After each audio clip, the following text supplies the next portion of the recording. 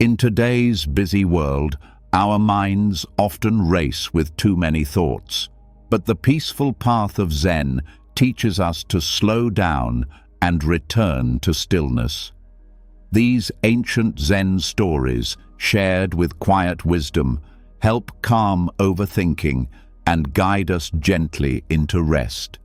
Each one brings a soft message to ease the mind, release worry, and welcome deep sleep, reminding us that true peace begins within and grows stronger with each quiet breath.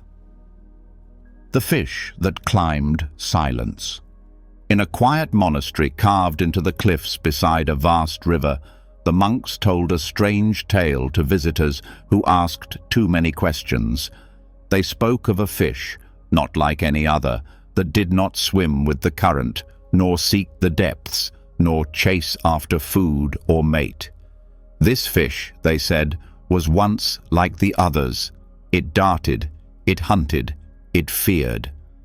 But one day, as the river roared with storm water and mud, the fish stopped. It turned away from the rush and began to move upward, not upstream, but above the river itself. The villagers laughed at the story, called it nonsense. Fish do not climb. Fish do not escape water. But the monks would only smile and say, "This one did. It climbed silence." A young monk once asked the abbot what it meant. The abbot led him to the river and said nothing. They stood in stillness as the water churned. Birds flew overhead. Trees bent in the wind. But the abbot waited and waited, until slowly the roar of the water seemed to soften, not because it stopped, but because the monk's attention shifted inward. The abbot finally spoke. "Noise outside is loud, but noise inside is louder. To climb silence is to rise above both." The monk realized then that the story was not about a fish. It was about the mind, about the part of us that grows tired of chasing, tired of fighting the current, tired of noise dressed as thought. The fish climbed not by force, but by surrender. It left the river of distraction and entered a stillness deeper than water. In that stillness, it found no need to escape, because there was nothing left to fear. To climb silence is not to move the body, but to unhook from noise without needing to silence it. Thoughts will swirl, emotions will pull. But beyond them, above them, there is a quiet so steady that even the wildest inner storm forgets itself. The fish was never seen again, not because it vanished, but because it became the silence itself. The one that watches, that waits, that holds everything, and resists nothing. The shoe that walked off alone. In a misty village at the edge of a quiet forest, there was an old Zen master known for never rushing. He moved slowly, like a leaf falling, and spoke even slower. One morning, his disciples noticed something strange. Outside the temple gate, a single shoe sat on the path. Just one. Weather-worn, but placed carefully. They asked the master about it. He only nodded and said, "It left last night." The students laughed. "A shoe cannot walk," they said. "It needs a foot." But the master replied, "Only if it still wishes to be a shoe." None understood. Some assumed the master had made a riddle, others ignored it. But one student, restless and full of self-doubt, could not stop thinking about the shoe. He had spent years trying to be perfect, polishing his bowl just right, folding his robes in silence, always doing more than others. But he felt heavy inside, like he was wearing himself out, trying to prove something he couldn't name. That night, he couldn't sleep. He walked to the gate and stared at the shoe. Something about it made him uneasy, not because it was broken or forgotten, but because it didn't seem to care. It didn't wait to be chosen. It didn't wait to be useful. It had stepped away from its role, alone. He sat down beside it, watching the moonlight touch the trees. And suddenly, a strange feeling rose inside him. Not sadness, not fear, but relief. As if for the first time, he didn't need to be seen, understood, or even praised. He was tired of being the pair, the one who completes, the one who's always in place. The shoe had walked off alone, not out of defiance, but freedom. It no longer needed to be part of something to have worth. It had stepped out of its expected shape, out of service, out of performance, out of being the other half, and in doing so, it became whole. The next morning, the students found the restless monk gone. Only a note remained. I am learning to walk, not to impress, not to match, but to remember that I have feet of my own. And beside the note, the other shoe, the cup that heard a sigh. In the high hills of a forgotten Zen temple, a monk once sat alone in the kitchen, listening to the fire breathe beneath the old iron kettle. Tea leaves swirled in quiet circles. Rain tapped gently on the roof, and on the wooden table before him rested a small porcelain cup, plain, chipped on the rim, no different than any other. Yet, to that monk, it had become the most sacred object in the room, because it once heard a sigh. Years before, a weary traveler had arrived at the temple gates near dusk. His face held the weight of decades, and his silence was louder than speech. The monks welcomed him in, and one offered him tea in that very cup. The traveler sat without words, eyes fixed on the rising steam, and as he lifted the cup to his lips, something in him cracked, not loudly, not in tears, but in the softest sound, a long, trembling sigh. No one asked him about it. No one needed to. That one breath carried more release than 100 conversations. The cup, still and warm in his hands, held more than tea. It held grief. It held surrender. And the monk who poured it never forgot. From that day on, the cup was never polished or hidden away. It stayed on the shelf like the others, humble and ready. But whenever someone new arrived, tired, heavy, on the verge of giving up, the old monk chose that cup. He believed, it remembered, that within its thin walls was the echo of a human being finally letting go.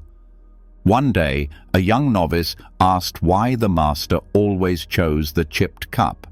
The master answered, because it doesn't hold perfection. It holds presence. It knows the sound of a soul releasing its armor. The cup never spoke, but those who drank from it often left the room lighter, as if some unspoken ache had been gently received, as if someone, or something, had finally listened. And sometimes, when the room was still and the tea warm, a single sigh would rise again, not from sorrow, but from the gentle peace that comes when there's finally nothing left to carry. The tea that waited for silence. In a quiet village nestled in the mountains, there lived an old Zen master known for his calming presence and deep wisdom. One afternoon, a young traveler came to him, anxious and desperate. His thoughts raced, his voice trembled, and his mind was heavy with confusion. "Master," he pleaded, I seek peace.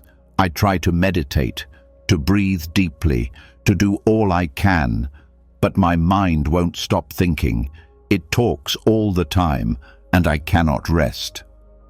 The master nodded gently and invited the traveler to join him for tea. They sat in a small wooden room where the air was still and the sound of birds filtered in from the garden. The master placed a teacup before the traveler, then sat across from him without a word. The traveler grew impatient.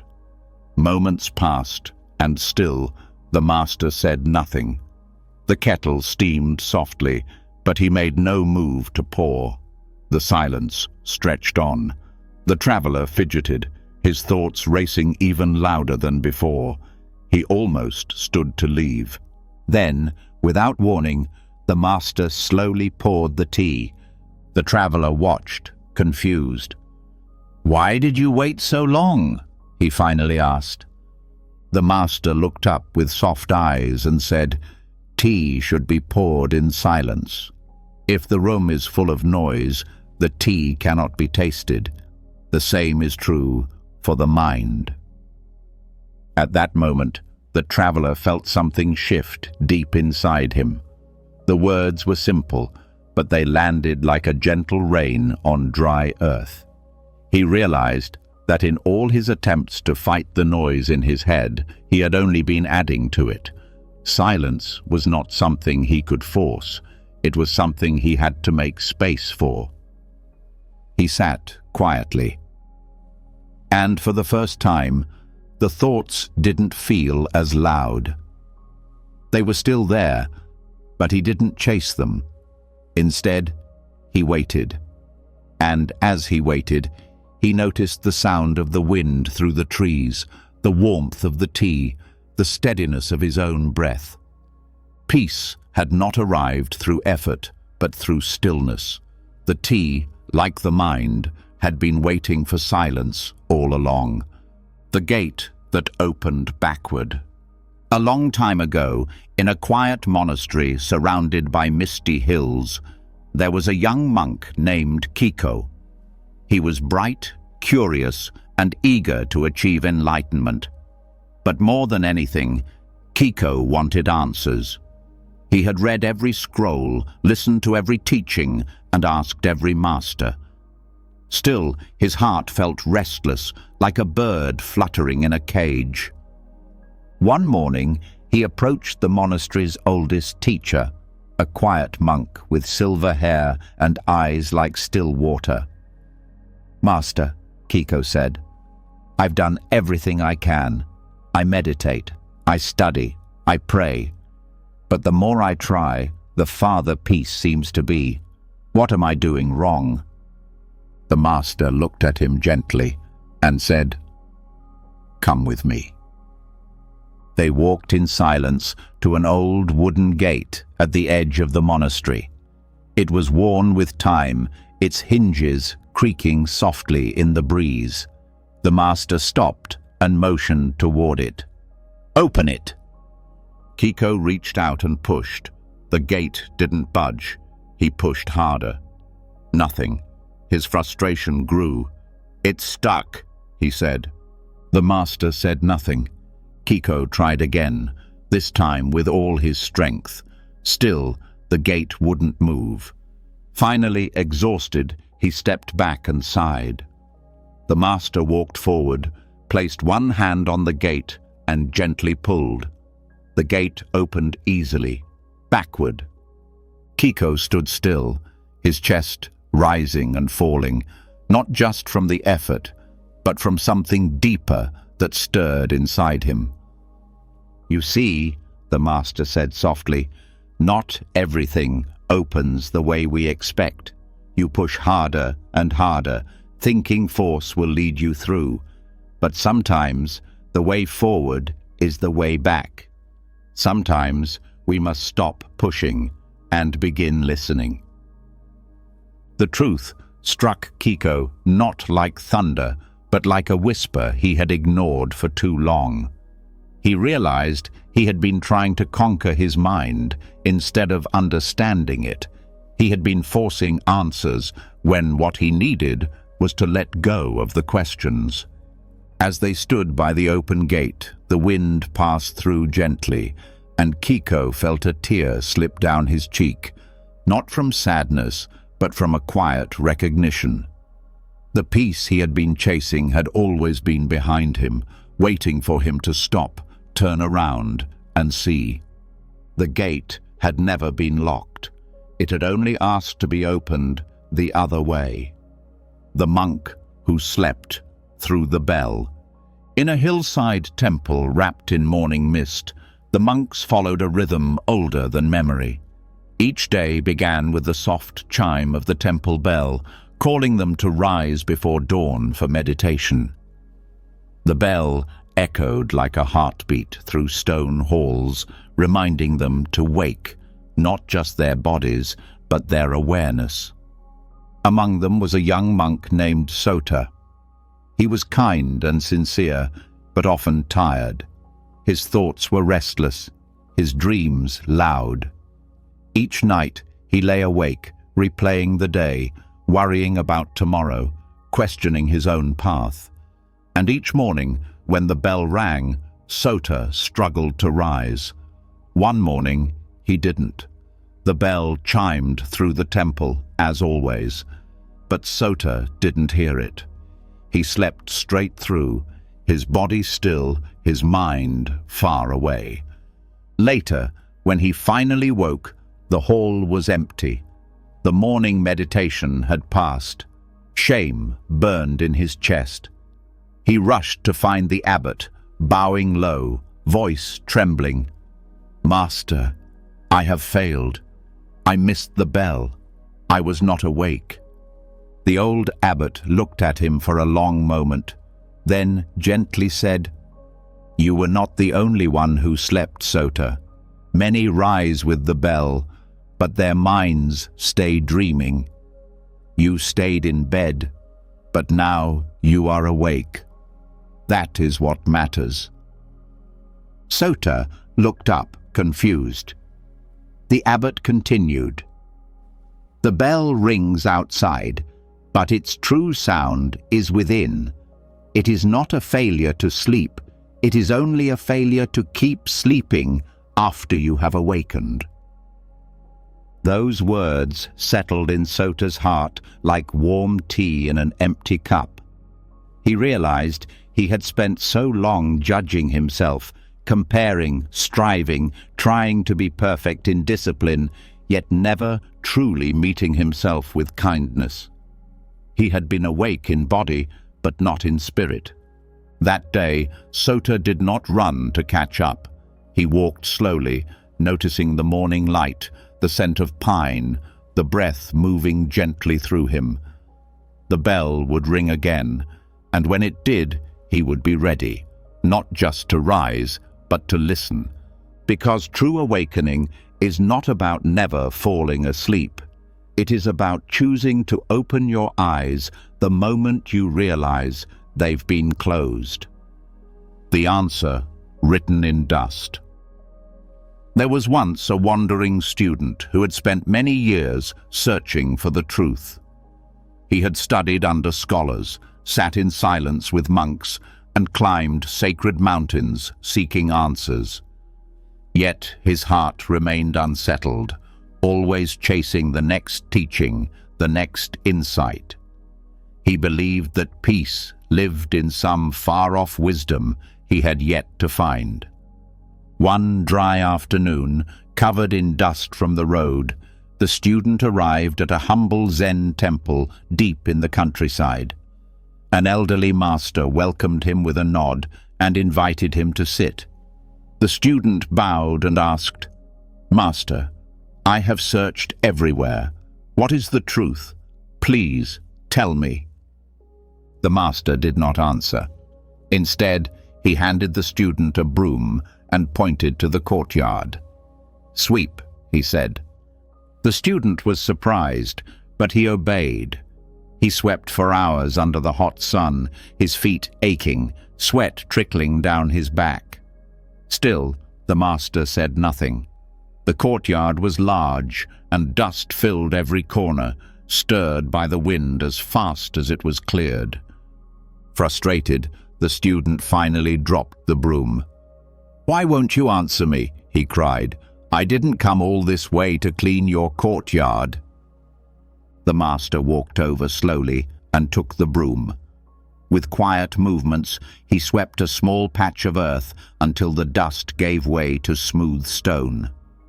Then, with his finger, he wrote a single word in the cleared space: "Stop."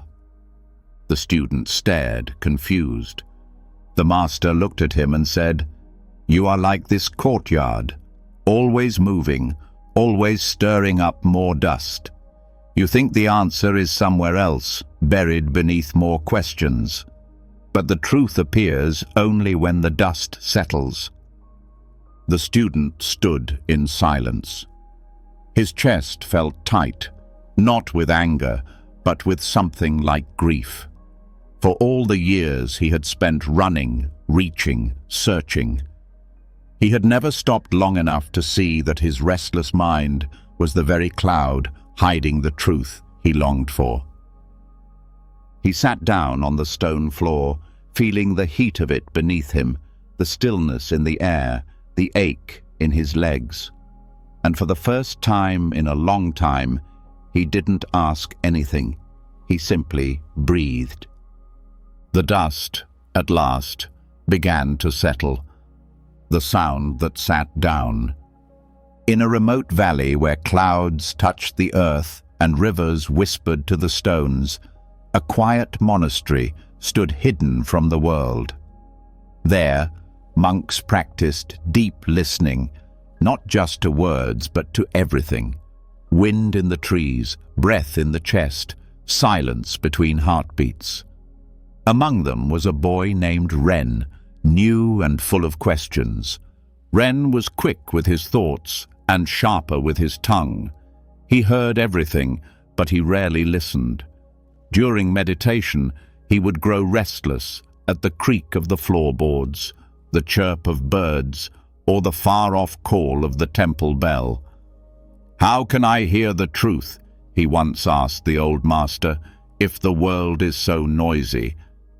The master smiled softly and said, "Come tomorrow. Bring your ears." The next morning, the master led Ren into the mountains before the sun had risen. They climbed without words until they reached a clearing above the trees. The master sat on a smooth stone and motioned for Ren to do the same. They sat in silence. At first, Ren heard only the rush of thoughts in his mind. Then, gradually, other sounds came into focus. The rustle of grass, the distant splash of a stream, the flutter of a bird's wings. He looked to the master, but the old monk said nothing, just sat like a stone, still, present. Then it happened. There was a sound, a breeze passing through the tall pines. But something was different. The sound didn't pass by. It arrived. It lingered. It sat down with them. Ren felt it not in his ears, but in his chest.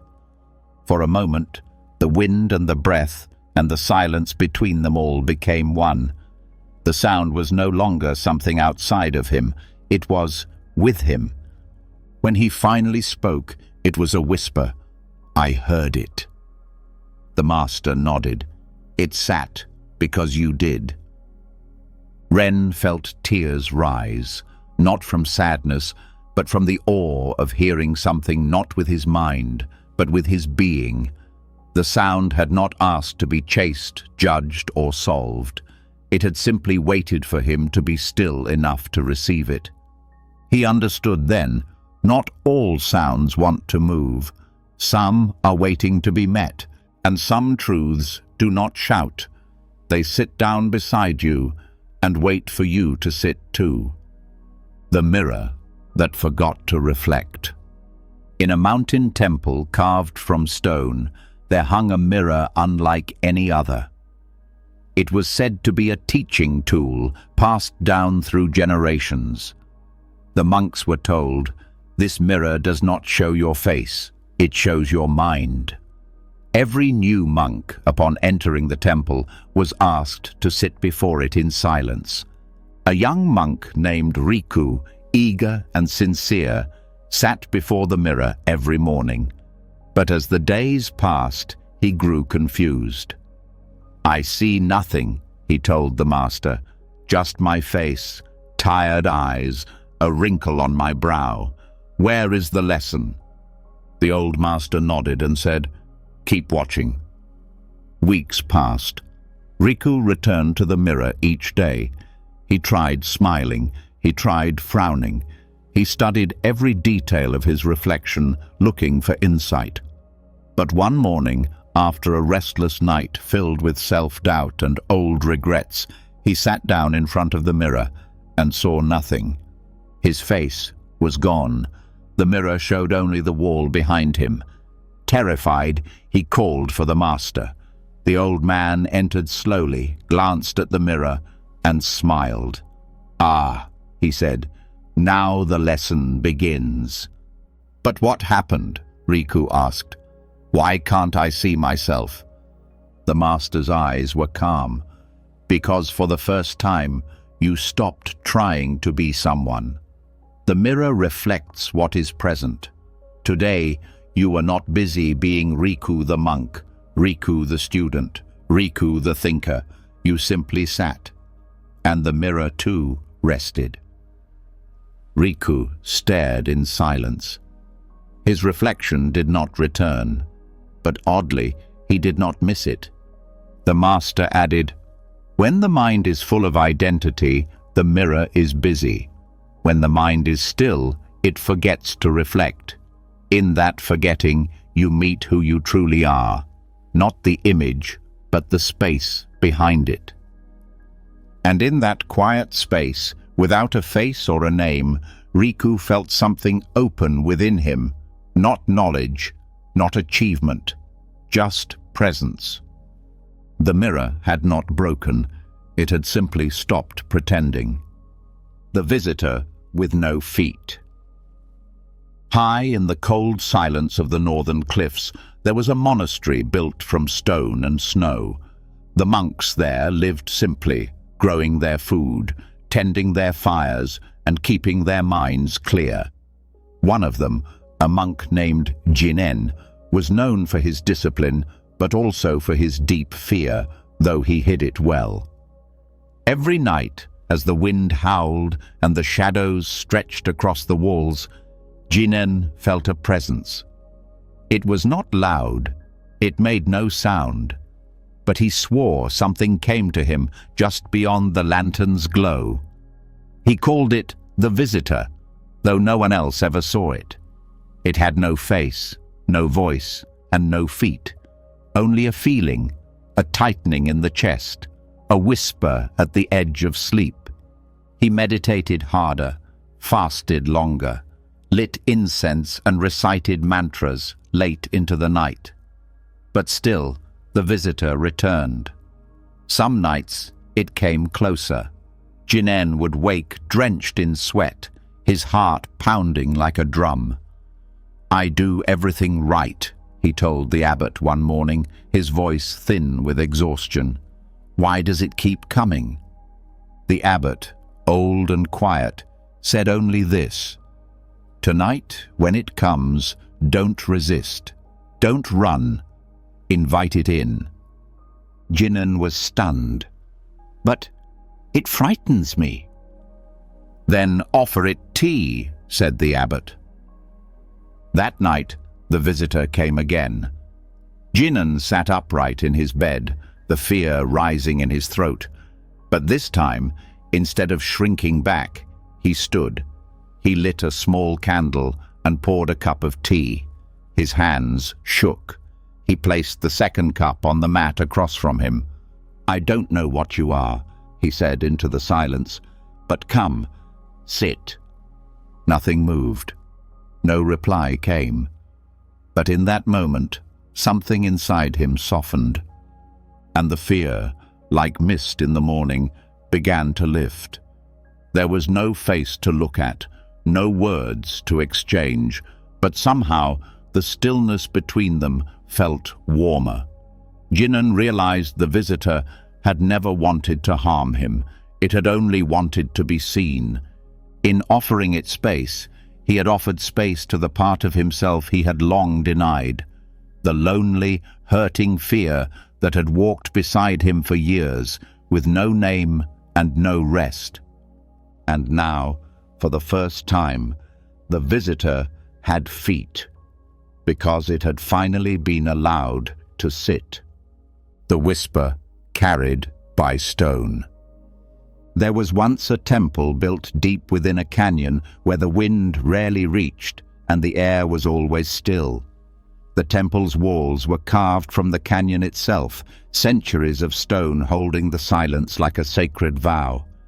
It was a place where even the smallest sound could linger for hours, gently bouncing between the cliffs, as if the earth itself remembered every word. A young monk named Nari came to this temple with a heavy heart. He carried with him not questions, but grief, a loss so deep that words could not reach it. He did not ask for teaching. He did not seek enlightenment.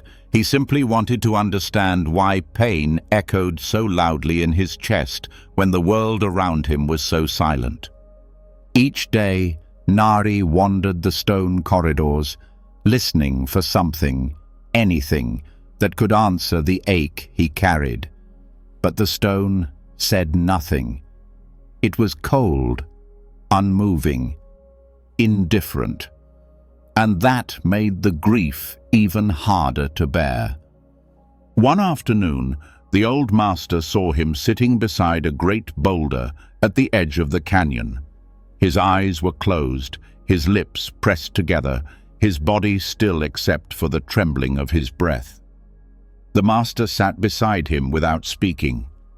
Then he reached into his robe and pulled out a small stone, smooth and round, worn down by time. He placed it in Nari's hand. "This stone has heard more prayers than any monk in this temple," the master said. "It has listened to sorrow, to joy, to silence, and though it cannot speak, it remembers." Nari looked down at the stone and closed his fingers around it. Tears came without warning, quiet, not from pain alone, but from the feeling of being seen, even by something that did not speak. The master continued, "Pain echoes because it wants to be heard, not solved, not fixed, just heard. And sometimes the only one who can truly hear it is something that does not try to reply. That is why the stone is sacred. It holds the whisper without interrupting it." In that stillness, Nari felt the canyon breathing with him. Not as a place, but as a presence. The grief didn't disappear, but it softened, as if the stone beneath him had taken some of its weight. Some truths are not spoken. Some healing comes not in answers, but in being quietly held by something that cannot leave. The bowl that filled with sky.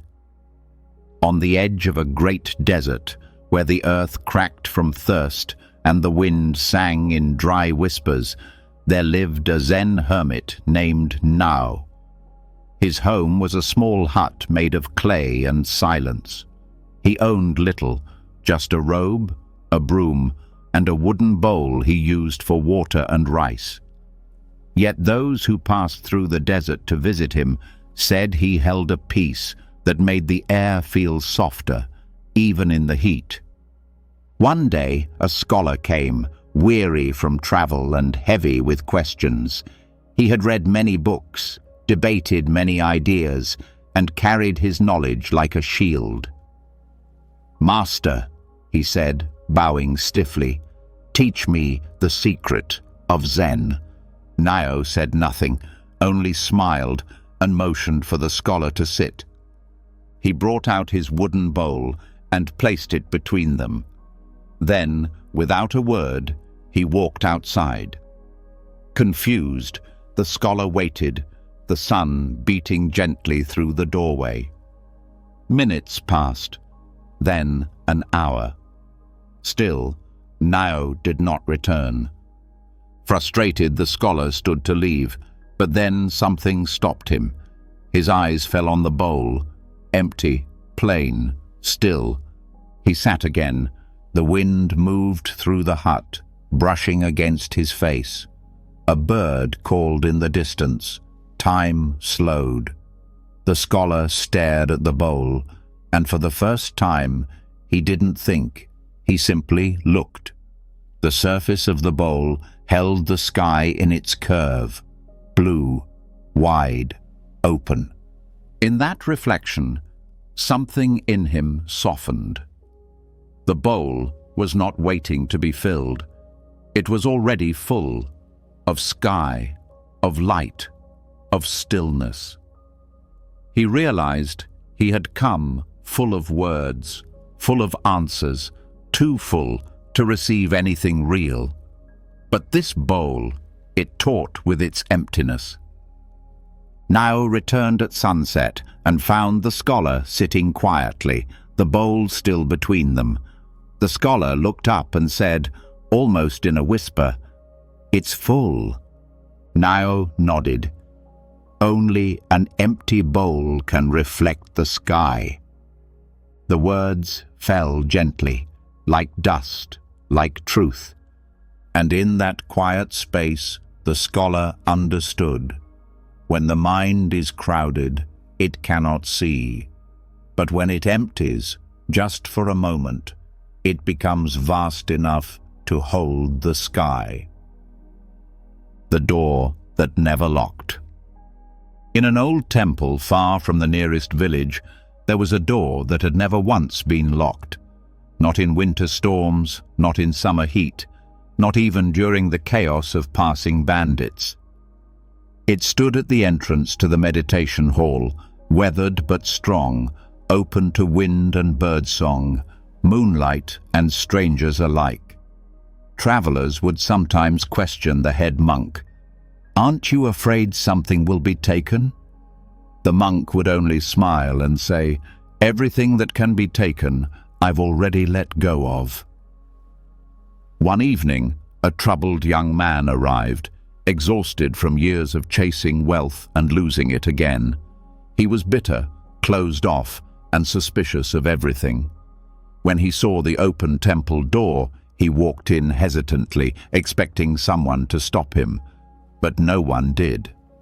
Inside, he found no guards, no locks, no treasure, only the sight of monks quietly sitting in stillness. He stayed, unsure why. Days passed, then weeks. One afternoon, he finally asked the monk why the door remained open. "If you don't lock out the world," he said, "won't the world come in and harm you?"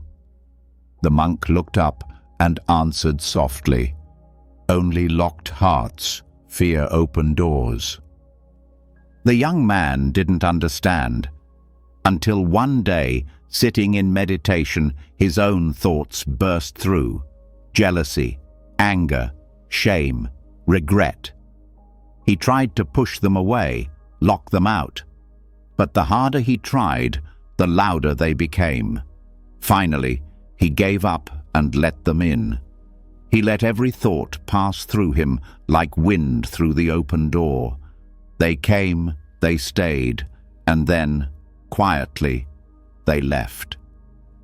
And in their place, a strange peace settled.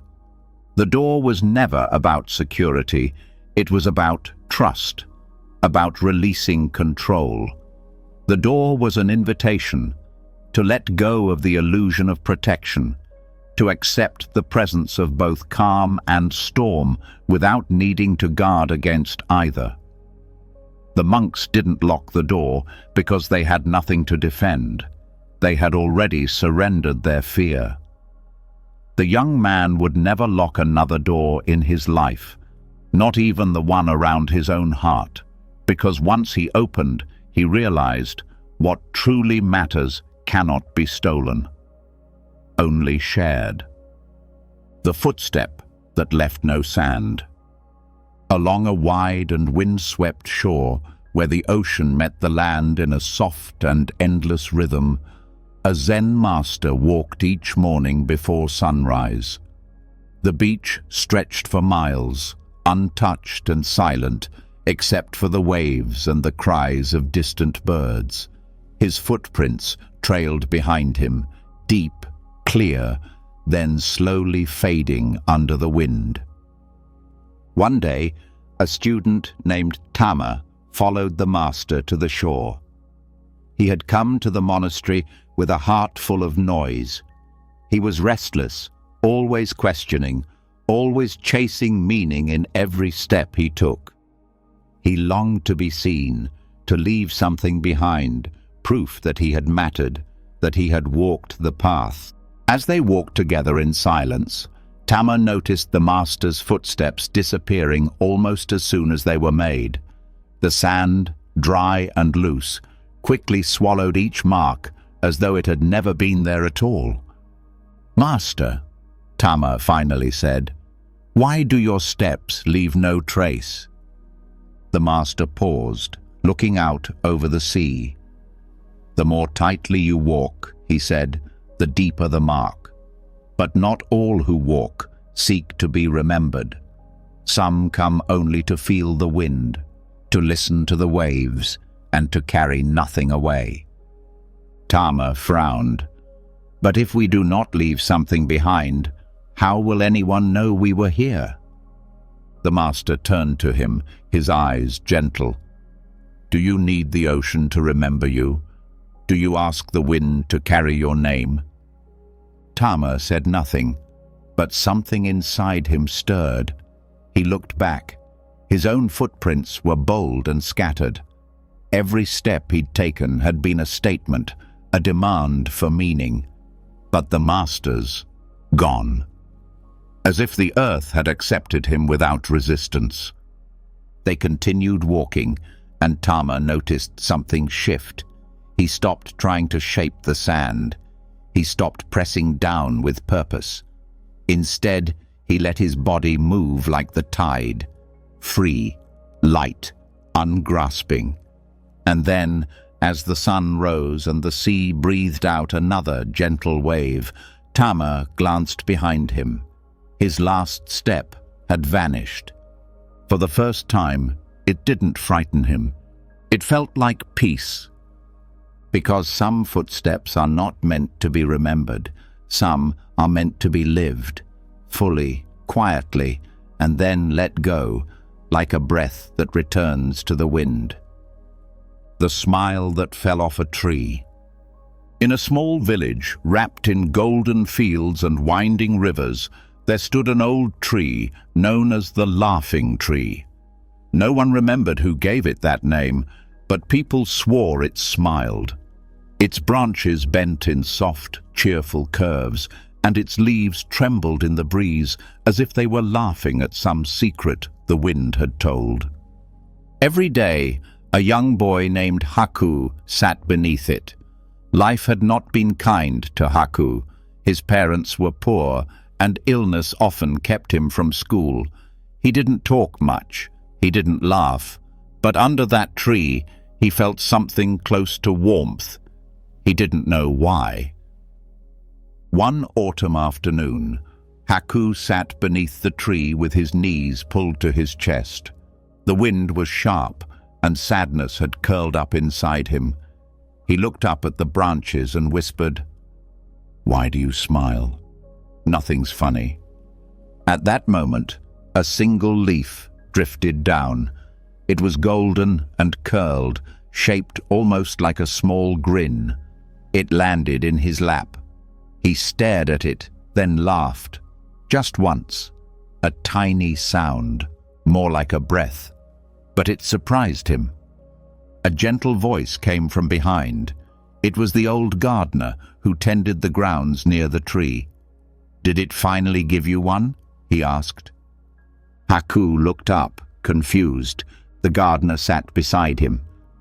"I used to sit here too, long ago. One day, I asked the same thing, Why do you smile when there's so much sorrow? And just like you, I got my answer, not in words, but in a leaf. Haku held the leaf carefully. What does it mean? The old man smiled. It means the tree doesn't smile because everything is perfect. It smiles because it chooses to, every day, even when the wind is cold, even when the world is heavy. Haku's throat tightened. His eyes filled, but the tears didn't sting. They softened something in him. He looked up at the tree again. It didn't move. It didn't speak. But he saw it now, not as something that had joy, but something that gave it even when no one noticed. And the smile in his lap wasn't from laughter. It was a quiet offering from something older than words, something that reminded him, joy doesn't always come loud. Sometimes it falls like a leaf, soft and slow, right when you need it most. The lamp that lit the moon. In a village wrapped in fog and folded between quiet hills, there lived a woman known only as Kana. She was not a nun nor a teacher, but people often came to her for comfort. Her home was small, filled with warmth and silence, and in her window burned a single oil lamp that was never allowed to go out. One night, a boy came to Kana, eyes swollen from tears. His mother had died, and though the days moved forward, his heart stayed behind. "She's gone," he said, voice shaking. "And now the night is too big, too dark. I don't know how to live without her." Kana said nothing at first. She poured the boy a cup of warm tea, then motioned for him to sit by the window. Outside, the sky was thick with clouds. No stars, no moon, only blackness. She pointed to the unlit sky. "Where is the moon?" she asked gently. The boy shrugged. "Behind the clouds." Kana nodded. "And if you can't see it, does that mean it's gone?" The boy shook his head. "No, it's still there." She smiled, stood, and lifted the oil lamp from the windowsill. Its flame flickered softly in the dark. She held it high and said, "When the sky is darkest, we do not light a lamp to replace the moon. We light it to remind us that the moon is still there." The boy looked up at her, the flame reflected in his wide, wet eyes. "But it's so small." Kana's voice dropped to a whisper. "So is hope. But in darkness, even a small flame can carry the memory of something vast." That night, the boy stayed with Kana. They sat beside the lamp in silence, and slowly, the darkness didn't feel as endless. His grief did not vanish, but it softened, like fog melting in the light. For the first time, he realized he didn't have to chase the moon or bring it back.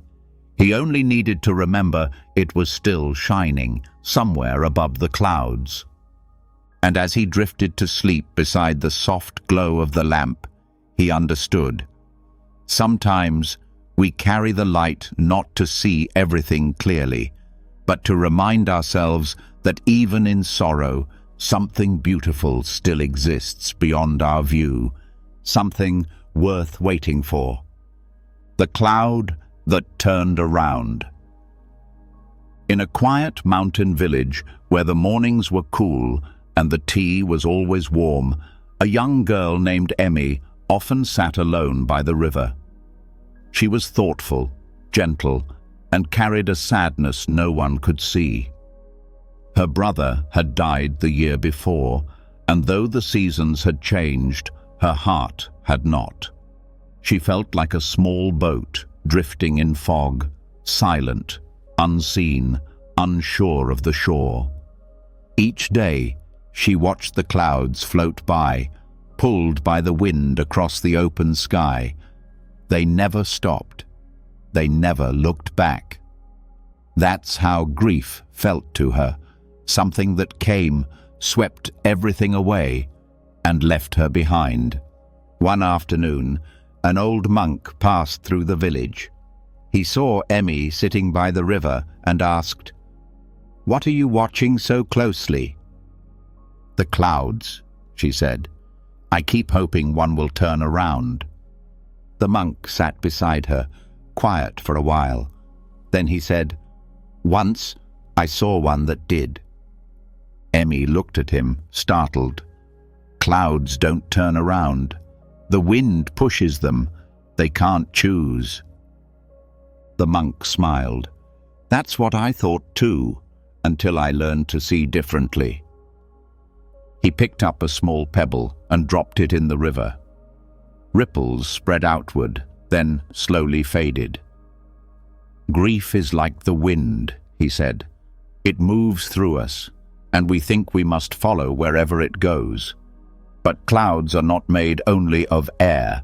They're made of water, and water remembers." Emmy didn't speak, but her eyes were wide, listening not just to the words, but to the stillness between them. The monk pointed to the sky. A cloud passed overhead, drifting slowly, its edges glowing in the soft light. "Sometimes what feels like turning back isn't moving against the wind," he said. "It's the heart remembering something precious, something worth pausing for. When you remember with love instead of pain, the cloud turns, just a little."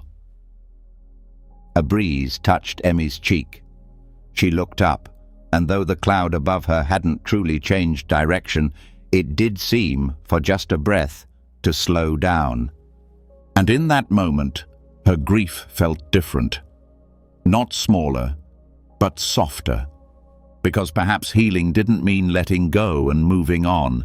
Perhaps healing was when the cloud, just once, turned around and waited, the bird that landed on thought. In a quiet forest temple, where the trees swayed like slow breath, there lived a monk named Haru. He was known for his deep meditation, able to sit for hours without moving, his breath steady, his posture perfect. But inside, Haru's mind was a storm. No one could see it, but it was always there. Whirling thoughts, tangled questions, memories, regrets and what-ifs that never seemed to leave him alone. One morning, Haru went to the edge of the forest to meditate beneath an old plum tree. He lit incense, placed his cushion on the earth, and closed his eyes. "Today," he whispered to himself, "I will empty my mind." But the moment he sat, the noise returned. What if I'm not doing this right? Why did I say that yesterday? What will happen tomorrow? Am I getting any closer? He tried to push the thoughts away. He tried to silence them. He tried to breathe them out. But they only grew louder. His face tensed. His jaw tightened. Stillness escaped him. Then, as if summoned by the tension, a small bird fluttered down from the tree and landed on his shoulder. Haru froze, startled, not just by the bird, but by the sudden quiet. For one strange moment, his thoughts paused. The bird, so light he barely felt its weight, tilted its head and looked at him, not with judgment, not with wisdom, just presence. And something inside Haru broke open, not in pain, but in relief. He realized then he had spent so long trying to fight his thoughts, to crush them into stillness, to become empty. But the mind, like the sky, holds both clouds and light. It was never meant to be cleared completely, only softened, welcomed. The bird chirped once, hopped to his other shoulder, and then flew off, its wings slicing gently through the morning air. Haru opened his eyes and smiled. He didn't need to conquer thought. He needed to sit still enough for something delicate to land on it. Some peace does not come from silence alone, but from allowing the noise to be just another branch for a bird to rest upon before it lifts off again into the sky. The door that opened to nowhere. In a village where the mountains met the mist, there stood an old temple built into the side of a rocky hill. Most who visited came for the breathtaking views or the sacred bell that rang at dusk. But tucked behind the temple, hidden in a stone wall, was a strange wooden door. It had no path leading to it, no handle, no hinges, just a door standing alone, pressed into the wall, and it opened to nowhere. Children whispered that ghosts lived behind it. Travelers often stopped to stare, puzzled, but no one ever saw it open. One day, a tired man named Taro arrived at the temple. He had walked for weeks, searching for something he couldn't name. He was not running from his life, but he wasn't walking toward it either. He simply didn't know how to keep going. When he asked the head monk for guidance, the monk led him in silence to the strange door. Taro frowned. "What is this?" The monk replied, "It is the door to nowhere." Taro waited for more, but the monk only said, "Sit with it." So Taro did. 1 hour passed, then another. The wind came and went. Birds called. Leaves shifted. The door did nothing. No secret passage. No light behind it. Just stillness. Frustrated, Taro turned to leave, but the monk spoke again. "You keep waiting for the door to take you somewhere, but have you noticed where you are?" Taro paused. The monk continued, "This door does not open to the past.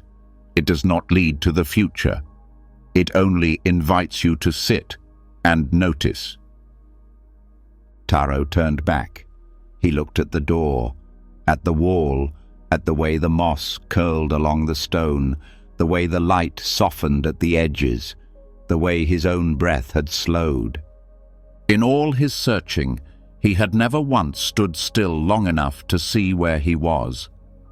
The door, it turned out, didn't open outward. It opened inward, not to a place, but to a presence. A quiet moment where nothing needed to change and nothing was missing. The door led exactly where he had always been, and for the first time, that was enough. The leaf that bowed to winter. In a mountain village where the seasons were worshipped like gods, the people celebrated every turn of nature. Spring brought flowers, summer gave warmth, autumn was gold and fire. But winter was different. It was not celebrated. It was endured. Near the edge of the village stood a great maple tree, known by all for its beauty. Every year, its leaves turned the color of flame before falling, and every year, a child named Amy came to sit beneath it, watching the leaves dance and drop, trying to catch them before they touched the earth. But one autumn, Amy noticed a single leaf that would not fall. While all the others had let go, this one clung tightly to the highest branch. Day by day, wind and rain came. The tree bent. Branches creaked. Still, the leaf remained. Emmy returned each morning, worried for it. She whispered to the tree, "Tell it to let go. Winter is coming." The first snow arrived, soft and silent, covering the ground like a breath held too long. The leaf had turned pale by now, trembling, dry, but still there. She asked the village elder, "Why won't it fall?" The old woman smiled and said, "Some things fear the end so much, they forget it's only the beginning of something else." The next morning, Emmy woke early. Snow had fallen again. She ran to the tree, and the branch was empty. The leaf was gone. She stood beneath it, searching the white ground, but saw nothing. Then she looked up, and there, gently resting on the snow-covered trunk, was the leaf. Not broken, not crushed, just lying still, as if bowing to the earth. It had not fallen in fear. It had chosen to surrender in silence. Emmy felt something shift inside her, something she didn't have words for, a kind of sorrow, but also peace. The leaf had not lost. It had honored the season. It had known when to hold and when to release. Sometimes strength is not in holding on, but in knowing when to let go with grace. And like the leaf, there are moments when we are called not to resist the coming of winter, but to bow to it, gently, fully, and trust that spring will remember us. The silence that answered the question. In a distant monastery wrapped in clouds and pine trees, there lived a student named Daigo who could not stop asking questions. His mind was sharp, and his hunger for truth was endless. Day and night he studied. He filled pages with notes, recited sutras by heart, and challenged every idea he heard. What is enlightenment? Where does the self begin and end? What is the nature of emptiness? Every time he asked, the old master would nod and say, "Sit." Daigo sat. He meditated, but the questions didn't stop. They echoed louder in the silence. One day, he burst into the master's room, frustrated. "Why won't you answer me?" he cried. "I've asked you everything I know how to ask." The master looked up slowly and said, "Then you are ready." He stood, motioned for Daigo to follow, and led him into the hills behind the monastery. They climbed until they reached a wide plateau where the wind moved without sound and the sky stretched without end. The master sat on a large stone and gestured for Daigo to do the same. Then, without a word, he closed his eyes. Daigo waited. Minutes passed, then hours. The sun shifted. The wind cooled. Still, the master said nothing. Daigo grew restless, then tired, then quiet. He watched the shadows move. He heard the wings of a bird slicing the air. He felt his own breath. And slowly, the questions softened. Not because they were answered, but because they were no longer pressing against him. He looked at the master. The old man was still, like part of the mountain. Daigo didn't speak. He didn't need to. There, in the space between words, something deep unfolded. Not an answer, but a realization that some truths live beyond thought, that some things are not solved, they are seen, that silence does not hide the answer. Sometimes silence is the answer. Tears welled up in Daigo's eyes, not from sorrow, but from the strange relief of letting go. He saw how tightly he had clung to questions, hoping they would save him. But what saved him was the stillness that remained when the questions faded. And in that moment, he understood. The mind speaks in questions, but the heart hears in silence. The book that read the reader. In a silent library, hidden deep within the folds of an old monastery, there was a book no one ever borrowed. It had no title on its cover, no author's name inside. It sat on the highest shelf, wrapped in dust and time. Most monks passed it by, choosing scriptures, poems, or teachings that spoke clearly. But this book was different. It never spoke first. A young monk named Anjo, restless and full of questions, discovered it one rainy afternoon while searching for answers he could not name. His heart was heavy with doubt, though he followed the rituals, recited the chants, and read the sacred texts. Something inside him felt distant, untouched, like a bell with no sound.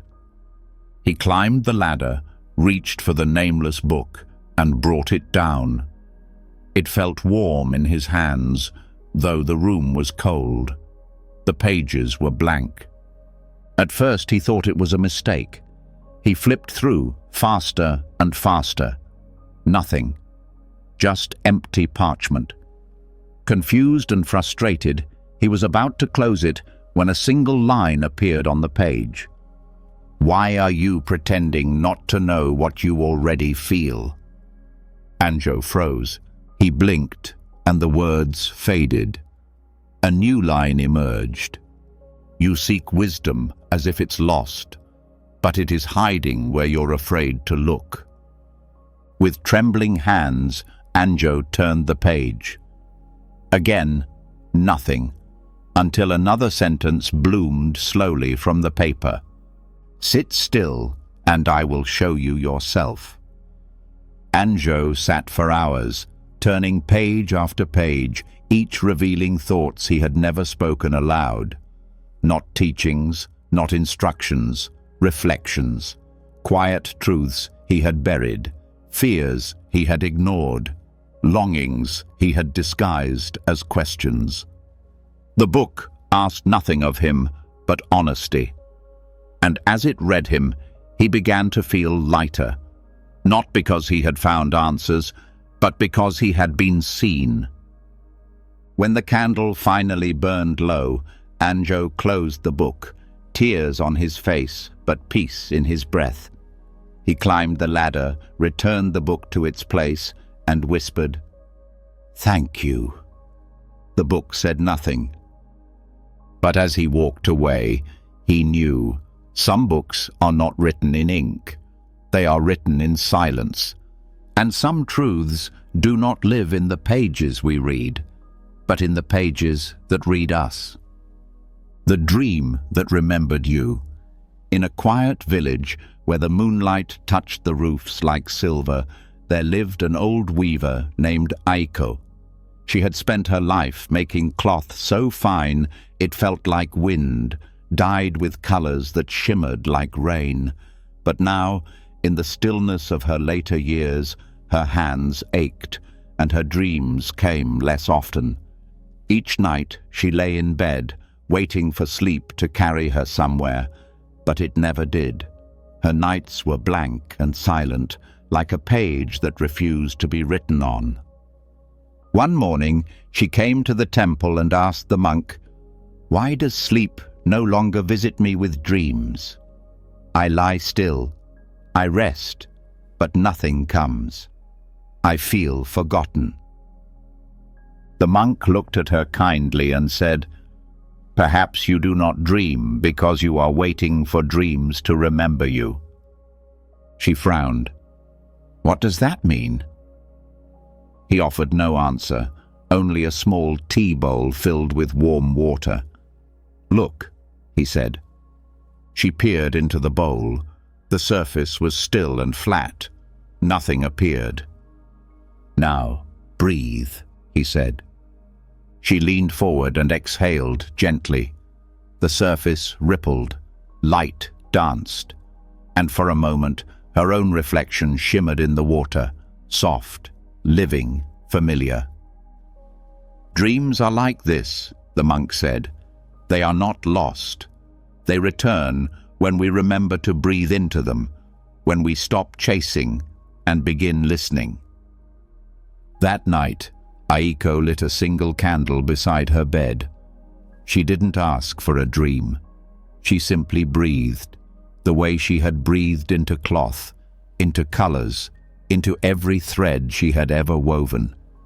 She lay still and welcomed sleep, not as a stranger, but as an old friend. And in the quiet hours before dawn, a dream came. She was in her childhood home, standing beside her mother, who was spinning thread under the open sky. The scent of sun-warmed cotton, the rhythm of the wheel, the hum of her mother's voice. It all came back, not as a memory, but as something present, as if it had never left. When she woke, her face was wet with tears, but she was smiling. The dream had not forgotten her. It had simply waited, patiently, for her to remember herself. The wind that asked for directions. In a desert where the sand shifted like memory and the sky never stayed the same, there was once a small hermitage carved into the side of a sun-baked cliff. There, an old monk named Rio lived alone, tending to a single bowl, a mat, and the breath between moments. Travelers rarely passed through, but those who did spoke of strange stillness, of a quiet that seemed to listen back. One evening, as the monk sat in meditation, a fierce wind swept through the canyon. It howled and spun, lifting dust and leaves, rattling stones and doors. But Rio did not move. He simply breathed. Then came a voice, soft yet everywhere. "Which way do I go?" Rio opened his eyes. The wind circled him, unsettled. "I have carried scents from cities, prayers from mountaintops, and ash from burned-out temples. I've spun the wheels of ships and scattered seeds across valleys, but I do not know where I belong. I have no home." Rio looked toward the horizon, where the sun was sinking into the sand. "Why do you move so much?" he asked. The wind trembled. "Because I must. If I stop, I vanish." Rio smiled faintly. "Then perhaps the question is not where you should go, but why you are always leaving." The wind fell silent. The air stilled, just for a breath. No rustle, no whisper, only stillness. Rio stood slowly and poured tea, even though there was no cup for a guest. "Even the wind," he said gently, "longs to rest, but it does not know how. It mistakes motion for meaning. But stillness is not the end of movement. It is its beginning." The wind wept then, not with sound, but with a hush that wrapped the canyon like a sigh. It circled once more, softly this time, like a hand brushing water. "If I stop, will I be lost?" Rio looked into the empty sky. "No, if you stop, you might be found." And for the first time in many years, the wind did not blow. It settled around the hermitage like a blanket, and in that quiet moment it listened, not to the world, but to itself. Because even the wind, wild and wandering, sometimes needs to pause long enough to hear the direction that was always waiting within. The monk who fed his shadow. In a mountain temple, wrapped in stillness and snow, there lived a monk named Riku, who was known for his kindness to all living things. He shared his food with birds, swept paths clear for insects, and never raised his voice, even in anger. Yet, despite his peace on the outside, Riku carried something heavy within, a quiet sadness he could never quite name. It followed him like a shadow, always near, always silent. At night, When the temple was dark and the lanterns burned low, he would sit alone and feel it beside him. This shadow, though it made no sound, seemed to press against his chest, whispering doubts, stirring memories, pulling him toward a place he didn't want to go. He tried to meditate it away. He tried to ignore it, but still it stayed. One winter evening, after a long day of tending the fire, Riku brought his bowl of rice to the garden and sat beneath the moon. The shadow followed, stretching out beside him in the snow. Tired, Riku looked at it and said aloud, "Why are you always here?" The wind answered with silence. Then, in a moment that felt more like instinct than thought, he scooped a bit of rice from his bowl and placed it on the ground beside him, right where the shadow lay. He didn't know why he did it. He only knew it felt right. The next night he did the same, and the next. Days passed. Nothing changed, and yet everything did. The shadow didn't vanish. It didn't speak. But Riku began to feel less afraid of it. He noticed that the more he acknowledged its presence, the lighter his chest felt. The pain didn't disappear, but it softened, as if the shadow had simply needed to be seen and fed. One morning, another monk asked him, "Why do you place food on the ground beside you?" Riku smiled gently. "Because some parts of us are hungry in ways no one else can see." He understood now. The shadow was not something to fight or silence. It was the part of him that had carried his sorrow, his fear, his forgotten stories. It had never wanted to harm him. It only wanted to be welcomed.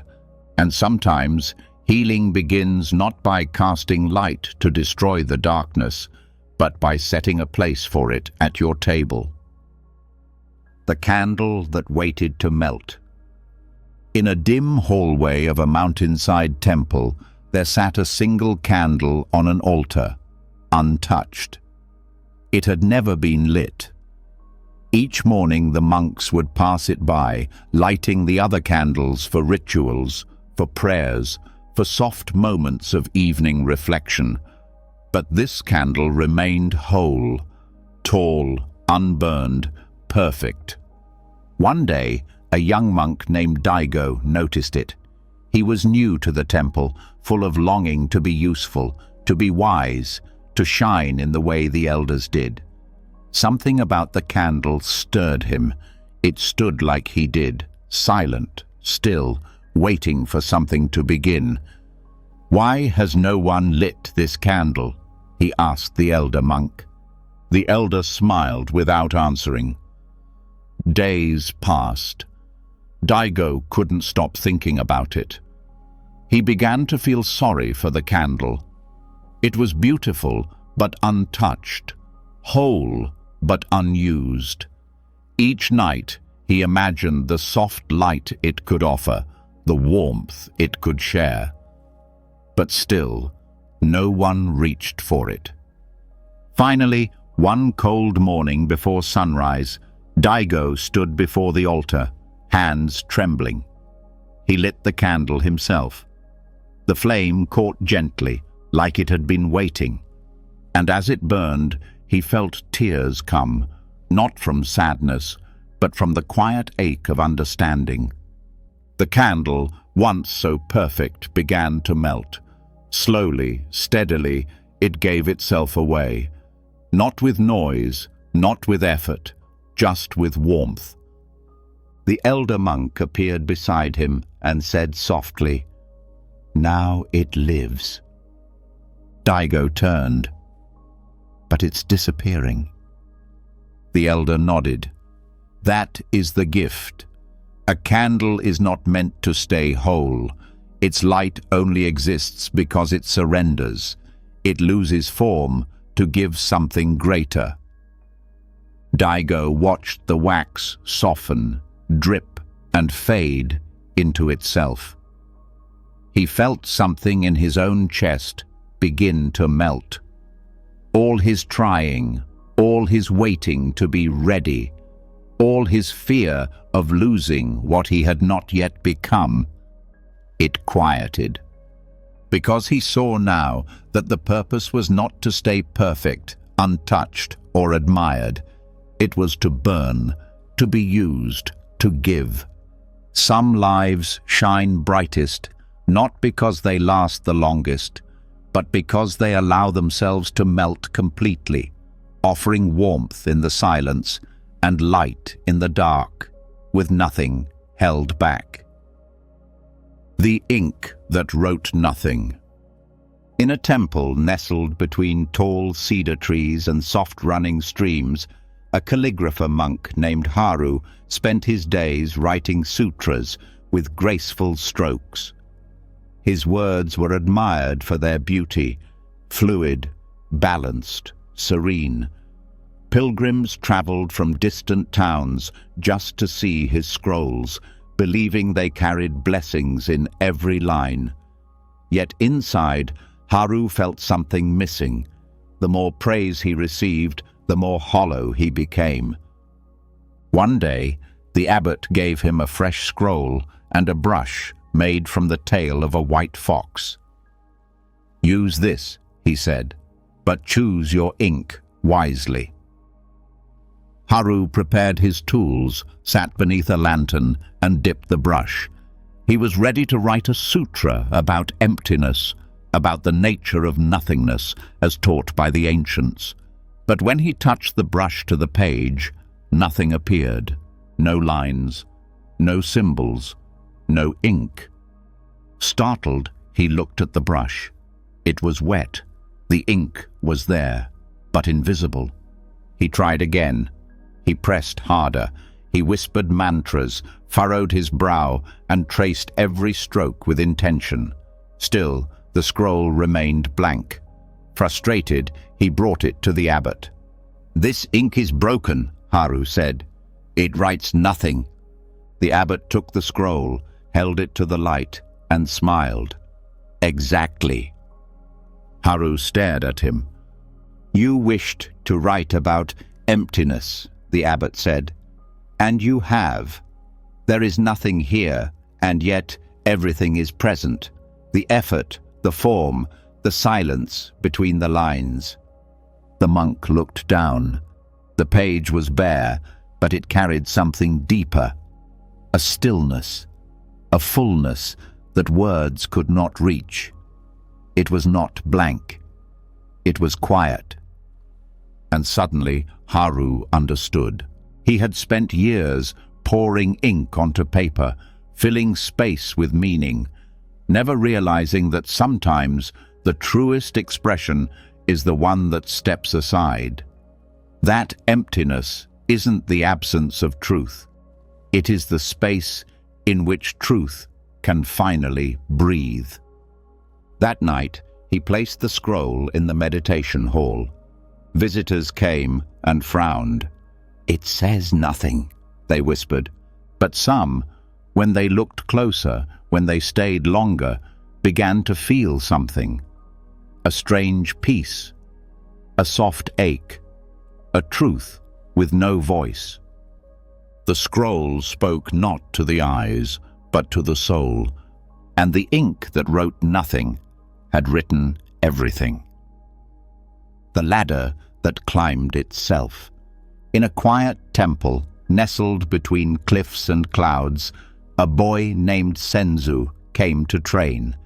He was young and full of fire, determined to rise above his doubts, his past, and even himself.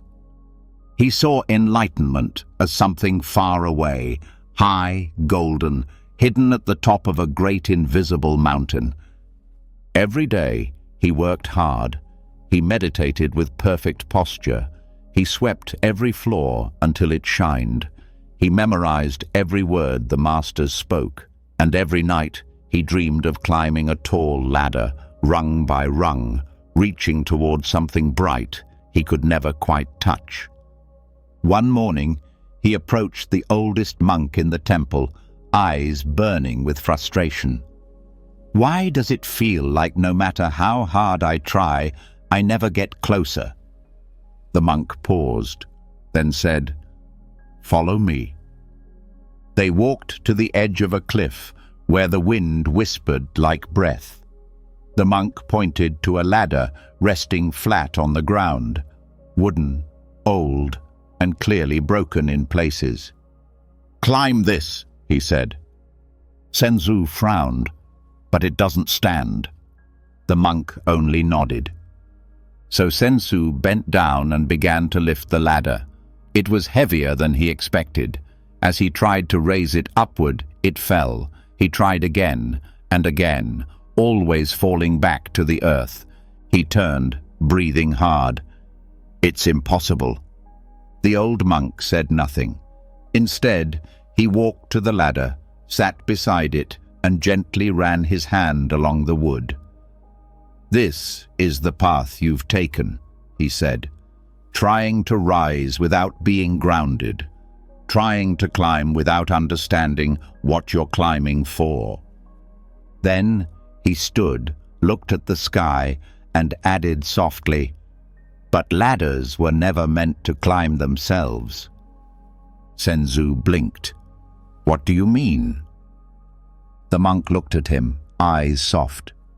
"Your practice, your efforts, your seeking, they are not the climb. They are the invitation. If your heart is steady, if your presence is real, the way opens. Not because you force it, but because it rises to meet you." That night, Senzu dreamed again of the ladder.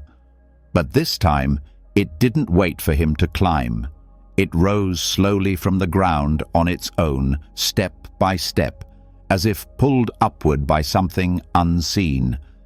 And he simply stood there, watching it rise, realizing that maybe, just maybe, the way up begins by standing still.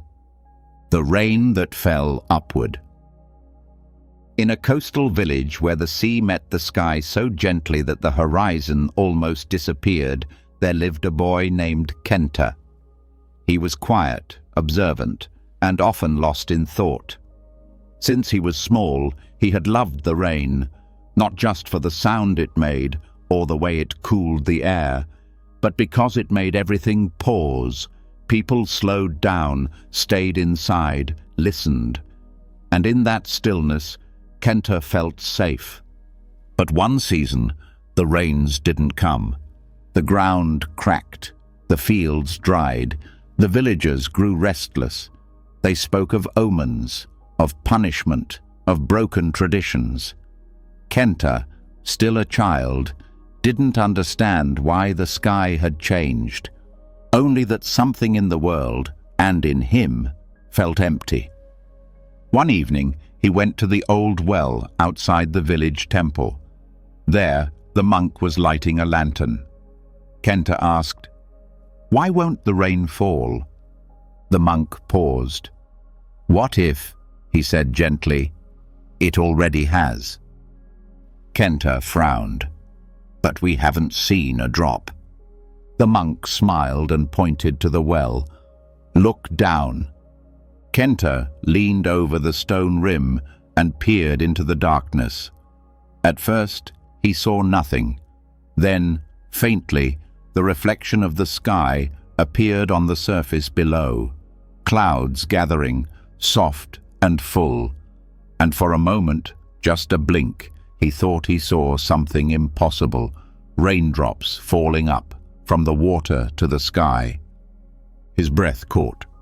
The monk said, "Sometimes what we long for isn't lost.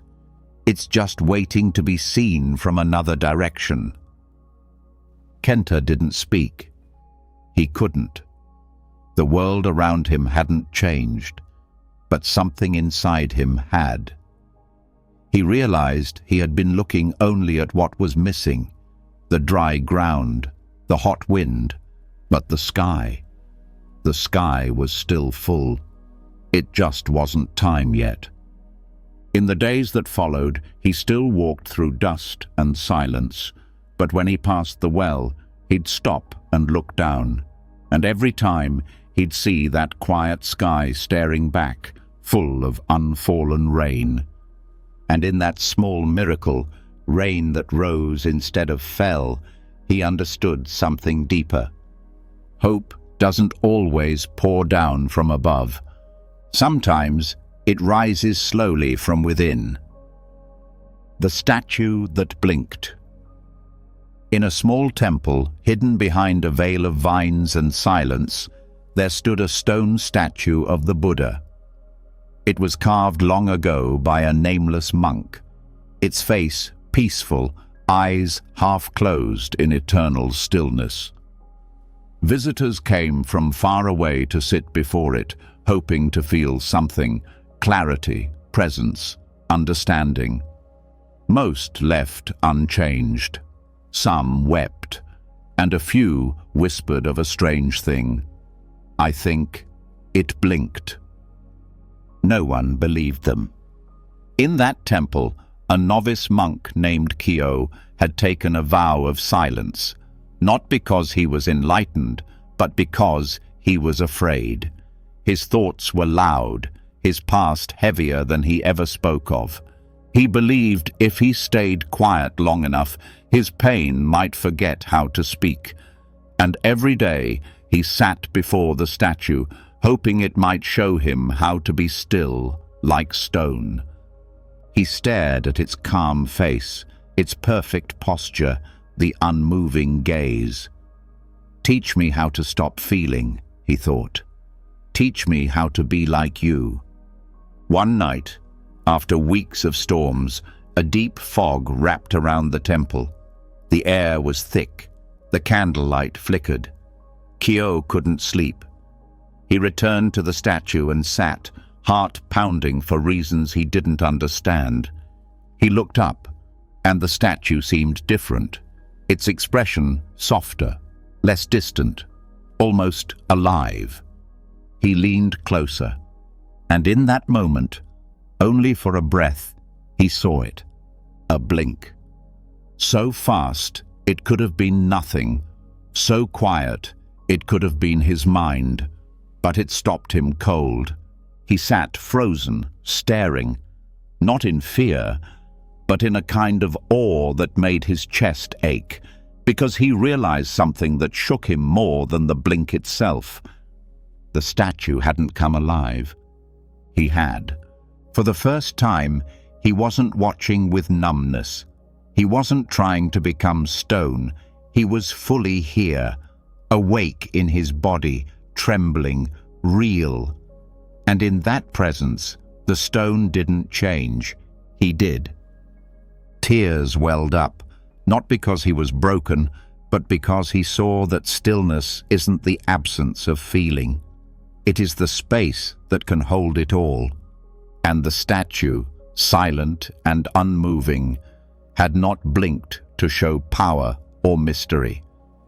It had blinked to remind him, you are not stone, you are still alive. The bell that rang inside out. In a hidden monastery wrapped in fog and time, there was a bell that had not rung in over 100 years. It was cast in bronze, tall as a man, and carved with symbols too old to read. The monks called it the heart bell, but no one touched it, not out of fear, but reverence. The bell was said to ring only once more, when someone truly heard it from within. Among the monks was a young novice named Tashi, quiet and eager to understand the world. He swept floors, fetched water, and sat long hours in meditation. But no matter how still he became, he felt something missing, a distance between him and the peace he longed for. One evening, during a storm, lightning lit the sky like torn silk, and thunder echoed like distant drums. Tashi sat alone in the meditation hall, listening to the wind tear through the valley. His heart felt noisy, full of questions, memories, restlessness. Suddenly, he heard it. A sound, low, deep, and soft. Not from outside, but inside his chest. It was like the bell.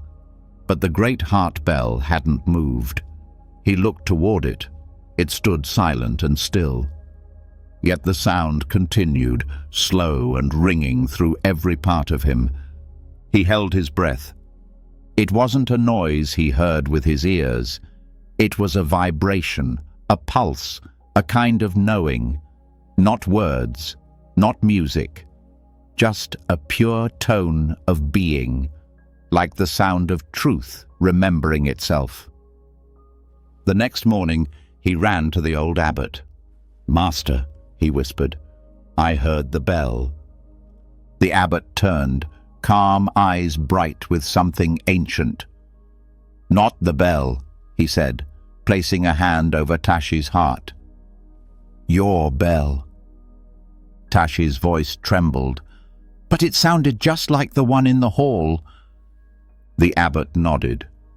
That bell was always a mirror, a reminder. When your heart becomes still enough, deep enough, true enough, it rings from the inside out. And in that moment, Tashi understood. Enlightenment wasn't a flash of light or the sound of bronze shaking the sky. It was a resonance, a quiet ringing that begins not in the ears, but in the soul. The heart bell had not needed to move. It had only needed someone to be still enough to hear their own echo. The stone that floated home. In a village by the edge of a wide, restless river, there lived a boy named Nari who never felt like he belonged. His heart was tender, but heavy, always carrying the weight of not being enough, not being seen, not being wanted. He would often sit at the river's edge, tossing stones into the current, watching them sink without a sound. One day, after a long morning of silence, Nari picked up a stone that felt different. It was smooth, pale, warm from the sun. He held it tight and whispered, "I wish I could float away too. Just go somewhere I'm meant to be." Then, without thinking, he placed the stone into a small paper boat and pushed it into the river. The boat bobbed, turned gently, and drifted downstream. Nari watched until it disappeared beyond the bend. He didn't expect it to return. Years passed. Nari grew older. He left the village, moved through cities, mountains, quiet temples. He tried to become many things, useful, wise, invisible, strong, but always felt the same emptiness inside, like something had been left behind in the river that day. One spring, drawn by an ache he couldn't name, Nari returned to the village. Everything looked smaller, quieter, almost like it was holding its breath. He walked to the river. The same breeze touched his skin, the same sound curled around the rocks, and on the shore, in the exact place where he had once sat, something caught his eye. It was a stone, pale, smooth, familiar. He knelt slowly. It couldn't be, but when he turned it over, he saw the faint crease from the paper fold, still pressed into its side after all this time. It had come back. No boat, no explanation, just the stone, resting exactly where he had last touched it. He held it in shaking hands, and something inside him broke gently open, because for all his years of running, searching, shaping himself into something more, something better, this stone had done nothing. It had simply returned, not because it was perfect, not because it had to, but because it belonged. And in that moment, so did he. He wept quietly by the riverbank, holding the stone to his chest, finally understanding. Sometimes, the thing we throw away in pain is the very thing that finds us when we're ready to come home. The question that smiled back. In a small temple, cradled between rice fields and hills that changed color with the seasons, there was a boy named Sora who asked too many questions. Why do people suffer? What happens after we die? How do I know what's real? He asked the cook while peeling potatoes, the gardener while raking leaves, even the birds while feeding them crumbs. The other monks often laughed gently. Sora wants the sky to give him answers, they'd say. But the head monk, old and quiet as a river stone, never told him to stop. He only listened. One morning, Sora followed the head monk up a path winding through the misty hills. They reached a clearing where the earth dipped into a still, clear pond. The head monk sat and pointed to the water. Ask it your question. Sora blinked. The water? The monk nodded. Feeling foolish, Sora leaned forward and whispered, What is the meaning of all this? He waited. Nothing, only the sound of wind and his own breathing. Then, just as he started to sigh, he saw it, his own reflection, quiet and wide-eyed, looking up at him from the surface. The water rippled gently, and in the shimmer of movement, it looked like the reflection smiled. Sora froze. It wasn't a trick of the light. It was something deeper, something that felt like being seen, not by the pond, not by the monk, but by the question itself. He sat down beside the master, heart soft and open. I didn't get an answer, he said. The monk looked at him and replied, Did the question change? Sora nodded slowly. Yes. It doesn't feel heavy anymore. The monk smiled. Then it has begun to answer itself. Sora looked back at the pond. His reflection waited there, still smiling, as if to say, Not every question needs a solution. Some only need a place to be heard. Some become softer the moment you stop wrestling them. Some smile back when you finally stop trying to force their mouth open. And in that silent smile, Sora felt something he had never found in books or chants. He didn't find the answer, but he found peace with the asking. The path that didn't move. In a forest where the trees grew tall enough to whisper to the clouds, there was a winding trail known only to the monks of a nearby monastery. It was said the path led to a place of deep understanding where the world felt lighter and the heart became clear. Many came to walk it, hoping to find peace. Some returned smiling. Others came back unchanged, but the path itself never changed. It didn't rise to meet anyone. It didn't shine. It didn't move. A young monk named Haru had heard the stories. Restless in his heart, full of questions that scratched at his spirit like thorns, he begged the abbot to let him walk the path. I'm ready, he said. I want to know what's at the end. The abbot, ancient and kind, looked at him carefully and said, Then go, but don't look for what isn't there.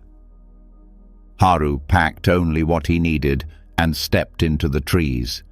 For days he walked, listening to the wind, the crunch of soil beneath his feet, the ache in his legs. He searched for signs, a sound, a vision, a moment of sudden clarity. But nothing came, only more trees, more silence, the same steady trail. He grew impatient. Where is the change? He cried. Where is the moment? Still, the path said nothing. Exhausted, angry, and certain he had failed, Haru sat down in the dirt and wept. Not loudly, not bitterly. Just the quiet tears of someone who had tried everything and found nothing. But as he sat, something shifted, not around him, but inside. He noticed the way the wind moved through the leaves, the warmth of the sun on his back, the rhythm of his breath, steady and unnoticed until now, and he realized the path hadn't failed him. He had come expecting the world to change for him, not realizing it had been inviting him to change all along. The path hadn't moved, but he had. Not forward, inward. When Haru finally stood, the trail looked the same, but he walked it differently, with eyes softer, with steps quieter, with a heart no longer chasing, but listening. And in that quiet, he understood. The path doesn't need to move. You do. The monk who slept beneath a thought.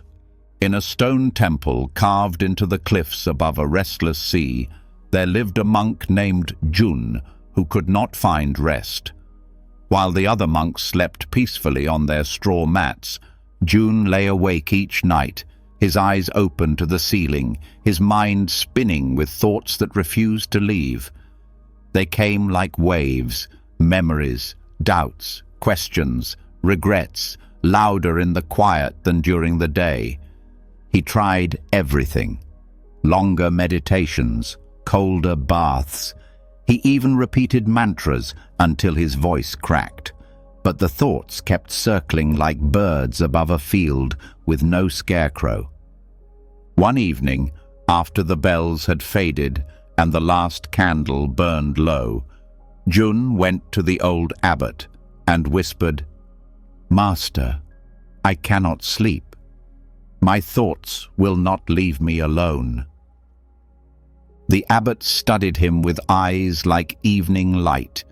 Then he said, "Tonight, instead of chasing sleep, find one thought, just one, and lie down beneath it." Jun looked confused. "Lie beneath it?" The master nodded. "Yes, as if it were a tree. Let it be bigger than you." That night, Jun returned to his mat. The thoughts came, as they always did, loud and swirling. But instead of running from them, he chose one. A memory. His mother's hands, folding his robe the day he left home. He let that thought grow tall and wide in his mind, like a great tree. Then, slowly, gently, he imagined himself lying beneath it. He didn't try to push the thought away. He didn't try to fix it. He simply let it stand, and he rested under its shade. Something shifted. The noise softened. His body, usually tight with effort, began to release. The waves in his mind still moved, but farther off now, like a tide going out. And before he even realized, sleep came. Not like a prize, but like a visitor who had been waiting all along. In the morning, Jun woke with the sun warming his face. He felt rested, not because the thoughts were gone, but because he had stopped fighting them. The abbot smiled when he saw him and said, "You see, peace is not in cutting down the tree.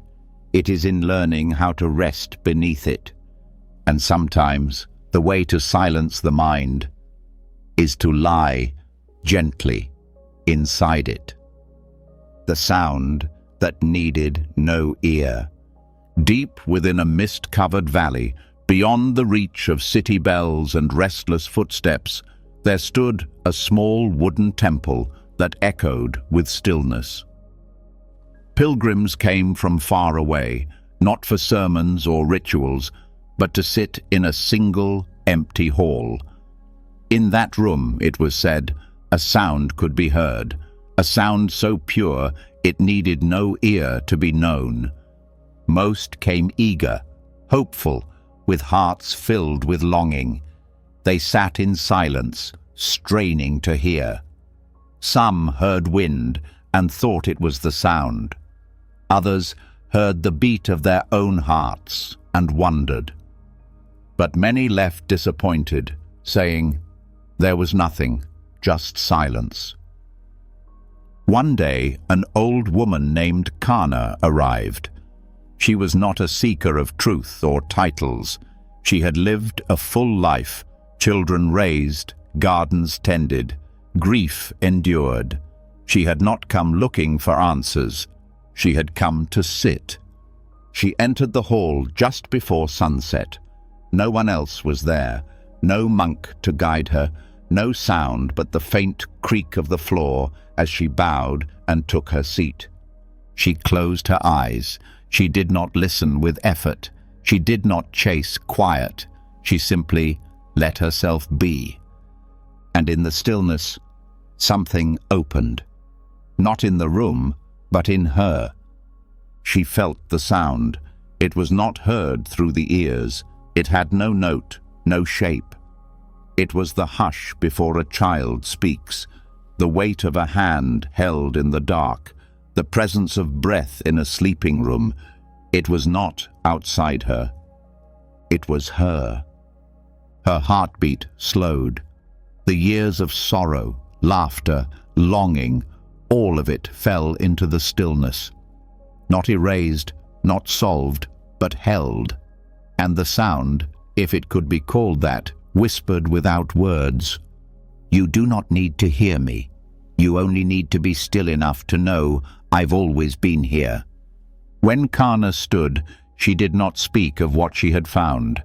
She only bowed once more to the empty room and walked out into the fading light, as quiet as a cloud drifting over a calm sea. She left nothing behind, except, perhaps, a trace of a sound no ear could catch, but every heart, once open, would recognize as home.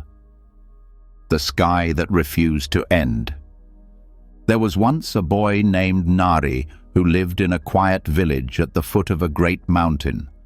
Every day he would stare at the peak, rising far above, where clouds curled around the summit like soft white dragons. His grandfather had told him, "At the top of the mountain, the sky begins. That is where you'll find freedom." So when Nari grew old enough, he began to climb. He packed rice, water, and a piece of cloth stitched with his family's names. "I will find the edge of the sky," he said, and left before dawn. The climb was long and silent. Trees gave way to rocks. Air thinned. He passed old shrines, crumbling stone, and paths no longer walked. After days of climbing, he reached the summit and stood breathless. The sky stretched out before him, vast and endless. But it did not begin there. It was already above, and it was already behind. He turned in every direction, searching for a line, a doorway, a moment where the sky would start. But there was none. The more he looked, the more he realized. It had always been there. Confused and weary, Nari sat on a stone. "I came all this way," he whispered, "but the sky has no beginning." Just then, a gentle wind passed over the mountain, carrying the scent of pine and something like memory. And in that quiet moment, something inside him opened. He saw that the sky wasn't waiting at the top of the mountain. It had followed him the whole way. It had lived above the rice fields of his village, reflected in his tea, rested in the silence between his mother's words. The sky hadn't refused to begin. It had simply never needed to. Tears came, soft and slow, not from sadness, but from the sweet ache of understanding. He hadn't needed to climb to find freedom. He had only needed to notice it. And as he began his descent, every step felt lighter. The mountain no longer stood between him and the sky. It had become part of it. Because some things are not discovered by reaching. Some things are only seen when you finally stop searching for the edge and realize there was never one at all. The cup that forgot it was empty. In a village shaded by old plum trees, there lived a potter named Toma, known for shaping cups so delicate they rang like wind chimes when tapped. People traveled far to buy them, not just for their beauty, but for the quiet feeling they seemed to hold, like each one carried a silence you could drink. But as seasons passed, Toma grew tired, not of clay, but of himself. He felt hollow, like something in him had quietly drained away. Each day he made the same shapes with the same hands, but the joy that once guided them had gone silent. One evening, he brought his favorite cup to the nearby temple. It was the very first cup he'd ever made, thin, smooth, slightly uneven, but full of memory. He placed it before the old monk and said, "This cup is like me now, empty, useless. I keep trying to fill it, but nothing stays." The monk took the cup and turned it slowly in his hands. Then, without a word, he placed it upside down on the mat between them. Toma watched, confused. The monk said gently, "If a cup forgets it is empty, it spends all its time waiting to be filled. But if it remembers its emptiness, it becomes ready for anything." Toma stared at the overturned cup. At first, it looked broken, unfinished, but then he noticed something. The space around it felt different, not hollow, but open. It wasn't begging to be filled. It was simply there, quiet and complete in its waiting. "You don't fill a cup by forcing," the monk continued. "You fill it by making space. The cup doesn't create tea, it holds it. That is its power." And in that moment, something in Toma softened. He had spent so long fearing his emptiness, mistaking it for failure. But now he saw it differently, not as a flaw, but as a beginning. He took the cup back with both hands, bowing low. It was still empty. But now it no longer needed to be full to matter, because the purpose of a cup was never to be filled forever. It was to be ready when something finally came, and to hold it with grace, without needing to keep it. The monk who thanked the cold. In the high northern hills, where winter arrived early and left late, the wind cut through robes like glass. The monastery there stood strong but quiet, its stones rimmed with frost, its halls echoing with breath. The monks lived simply, no fire in their cells, only a single blanket and the warmth of their own stillness. Among them was a young monk named Hani, who struggled deeply with the cold.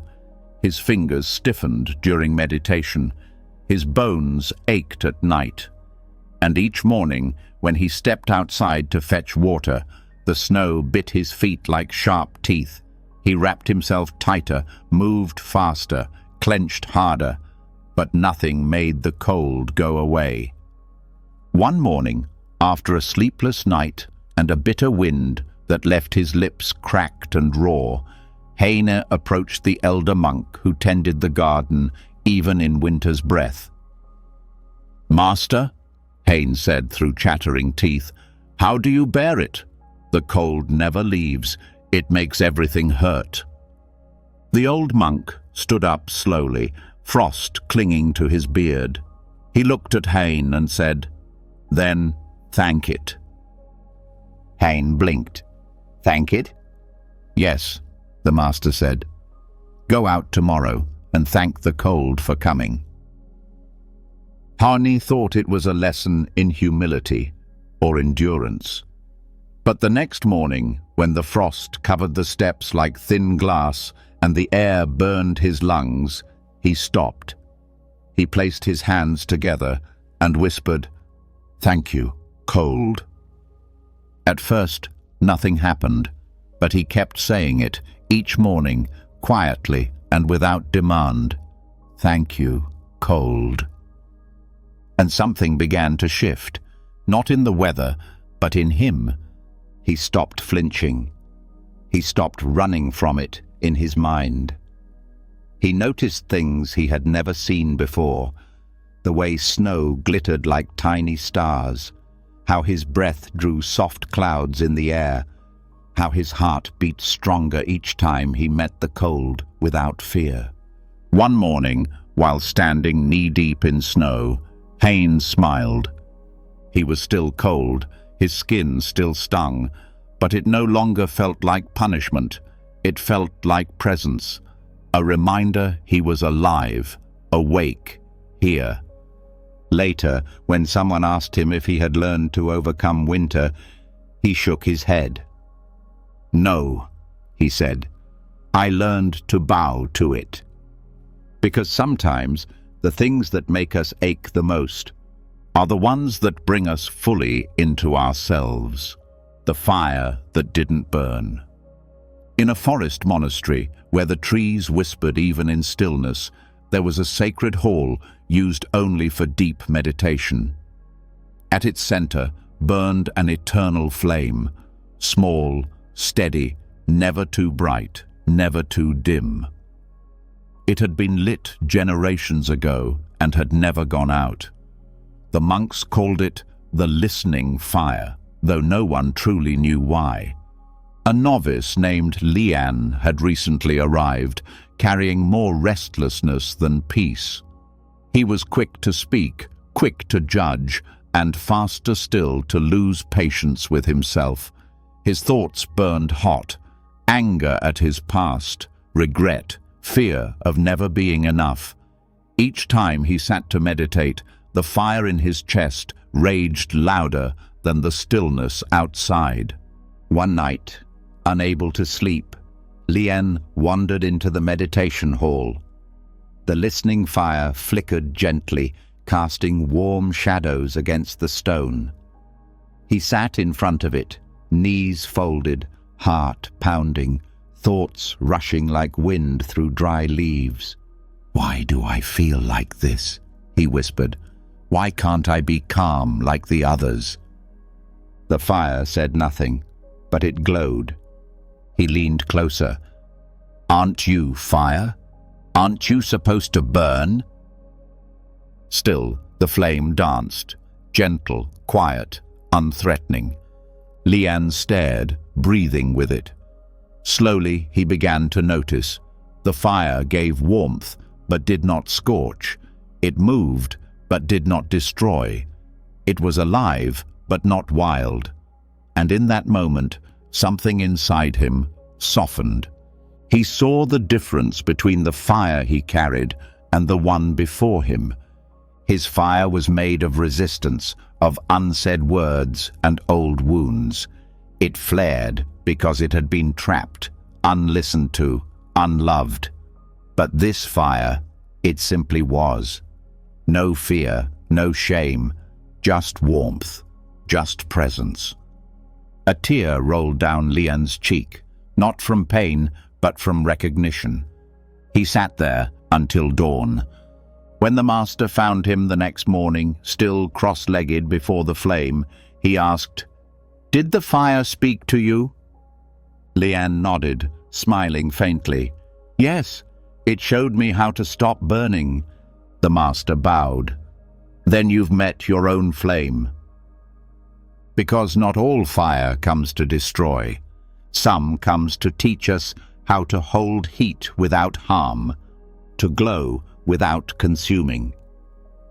The silence between two leaves. In a temple garden, tucked far from the noise of roads and cities, the wind moved so gently that even the leaves seemed to listen. It was a place where monks swept the paths with care, where time slowed with the falling petals, and where a novice named Ray struggled with his practice. Ray wanted to find clarity. He sat each day in stillness, just as he had been taught, watching his breath, counting it, letting thoughts rise and fall.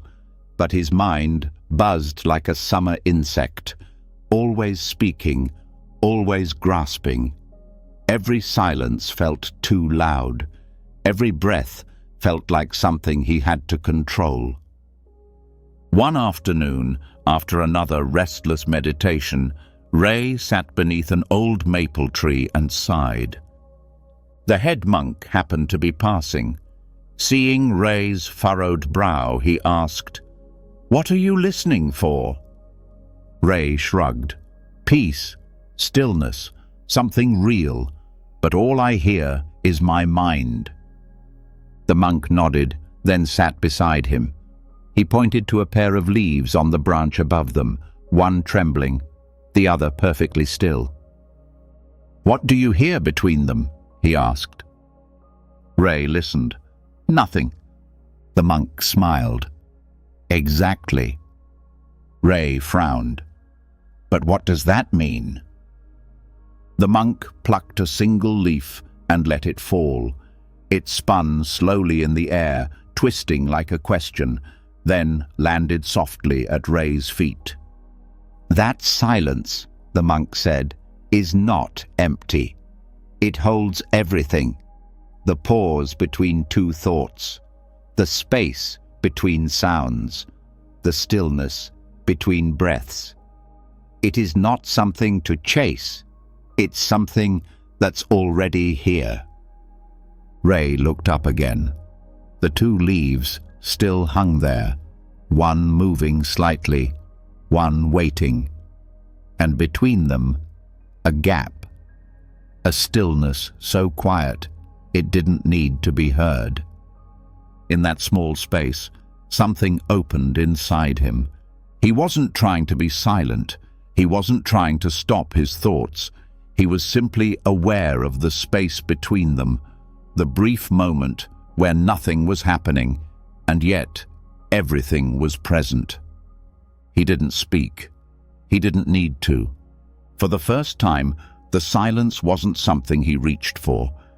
It was something that gently reached him, and between two ordinary leaves, he heard the truth that had always been waiting in the quiet. Peace doesn't live in the noise or the thought. It lives in the pause in between. The thought that sat still. In a temple perched above clouds and winding cliffs, a young monk named Ray struggled with meditation. Every time he closed his eyes, thoughts raced like startled deer, memories, worries, ideas, endless and loud. He tried to push them away, tried to empty his mind, but they came back stronger, faster. One evening, frustrated and weary, he told the old master, "My thoughts won't stop. I try to quiet them, but they won't leave me alone." The master said nothing.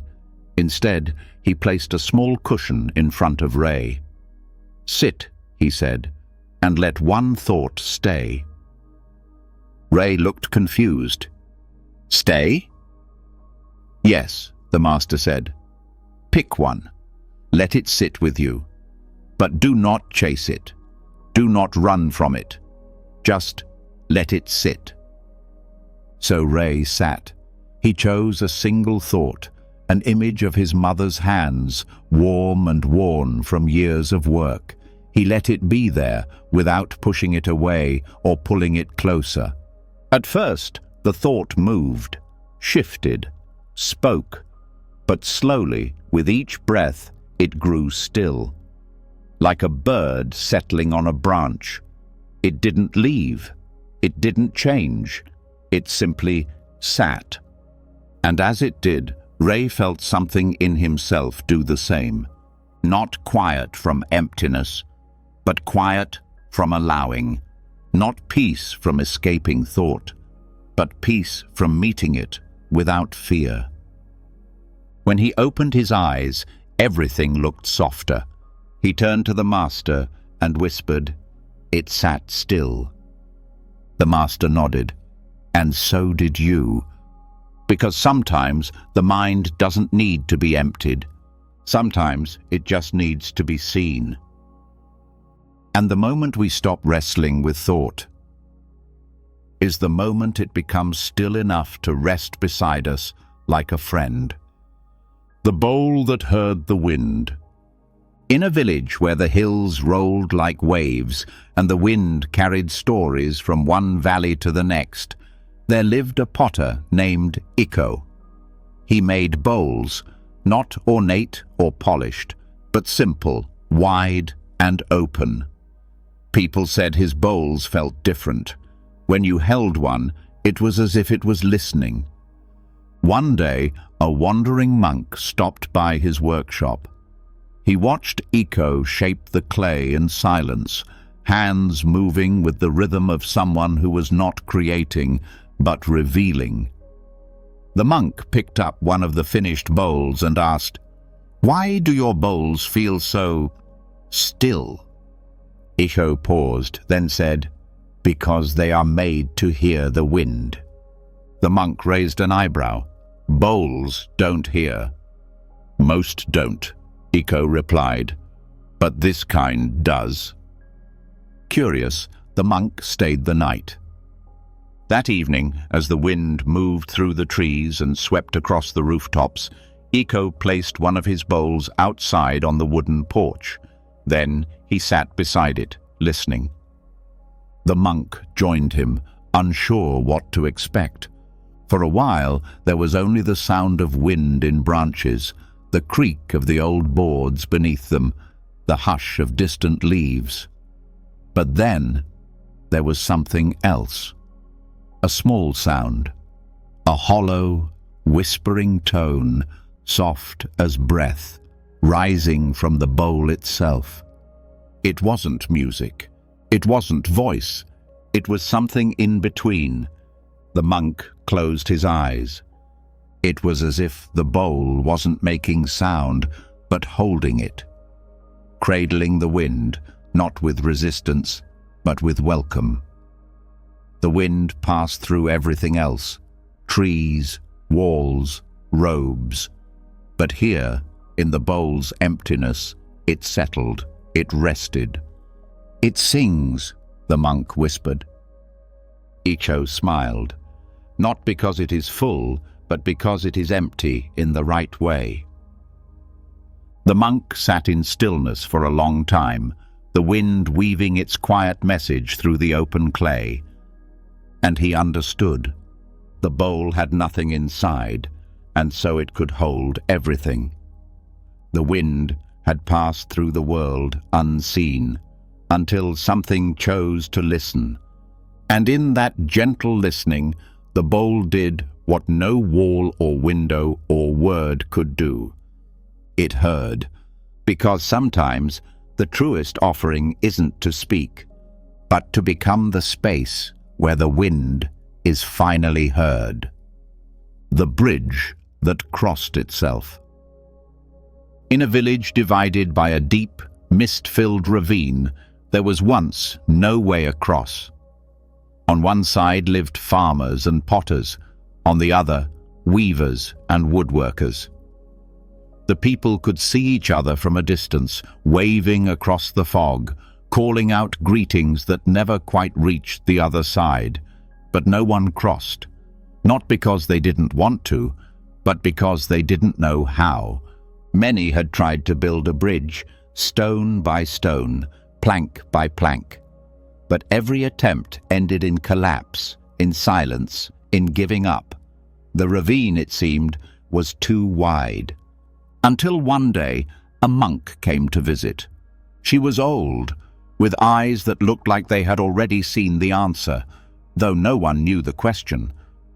She walked slowly to the edge, where the last abandoned beam still lay crooked in the earth. She didn't bring tools, she didn't carry plans. She just sat down and watched the fog. When the villagers asked her what she was doing, she said, "Waiting for the bridge to cross itself." They laughed, gently, kindly. "Bridges don't cross themselves," one man said. "Someone must build them." The monk smiled. "Sometimes they do, but only when we stop trying to make them something they are not." Days passed. The monk stayed, sitting at dawn, walking at dusk, and quietly something changed, not in the ravine, but in the people. One morning, a farmer brought a bowl of rice to share. That afternoon, a weaver from the other side sent a bundle of cloth tied to a kite. A child shouted across the divide, and another laughed back. Stories floated over the mist. Songs began to echo through the air. Without nails or rope or stone, the distance grew smaller. Not because the land moved, but because the people did. And one morning, without realizing it, a potter stepped onto the old beam, reaching out to the woodworker on the other side. Their hands touched, the wind stilled, and in that moment the bridge was whole, not of wood or stone, but of reaching. The monk smiled and bowed, because the bridge had not been built. It had become. And sometimes the path to connection is not made by moving forward, but by opening inward until both sides meet in the middle and realize they were never truly apart. The candle that didn't need flame.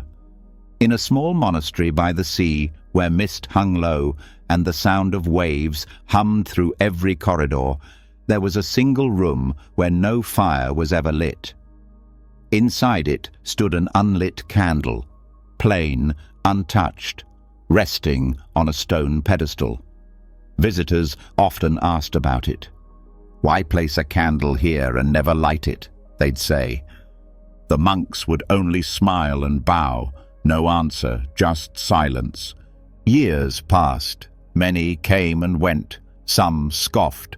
Others waited in the room for hours, hoping something would happen. But the candle remained the same, unburned, unchanged.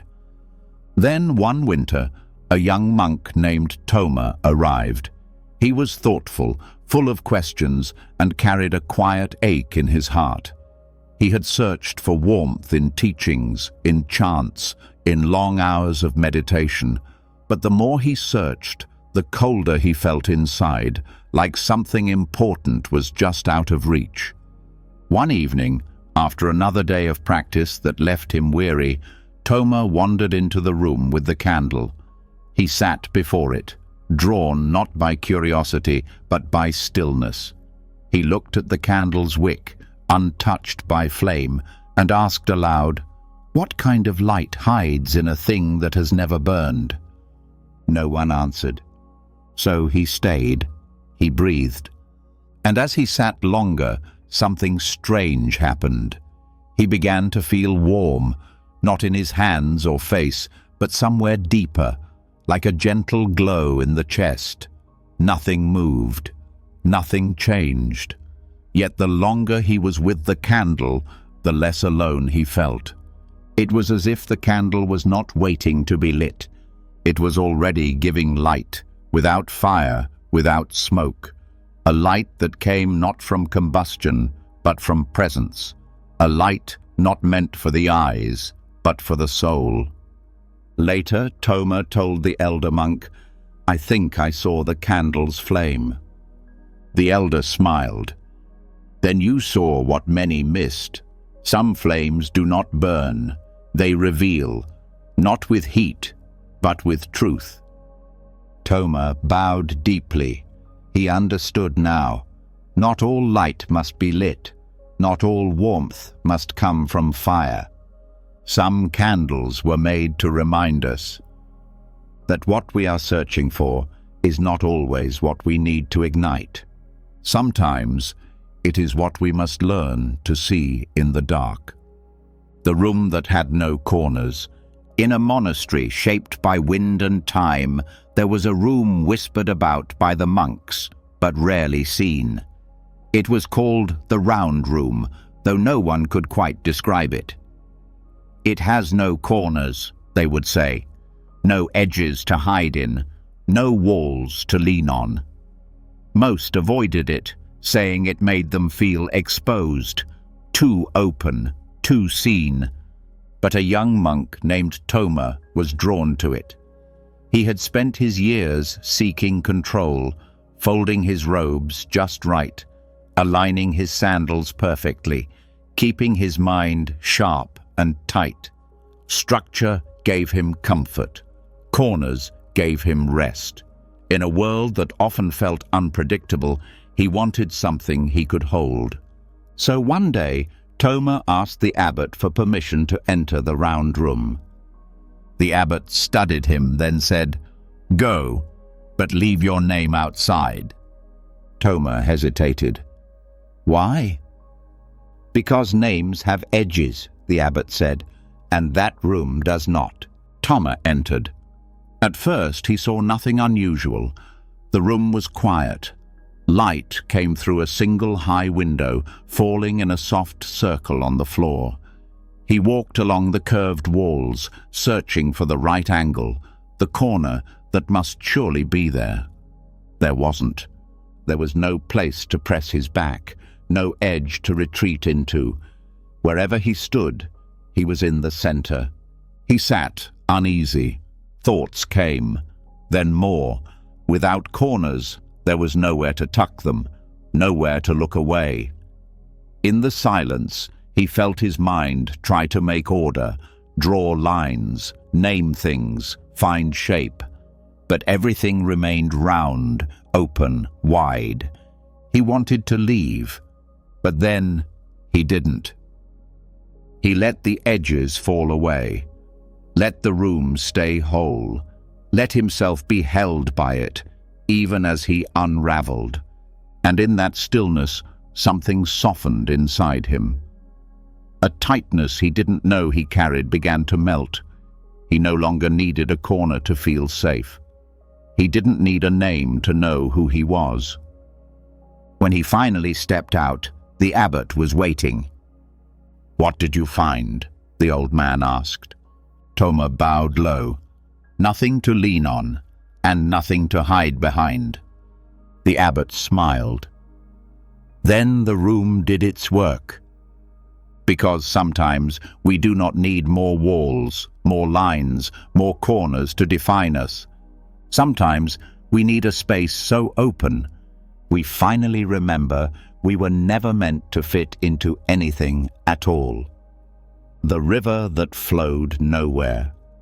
In a quiet valley hidden between two sleeping mountains, there was a river unlike any other.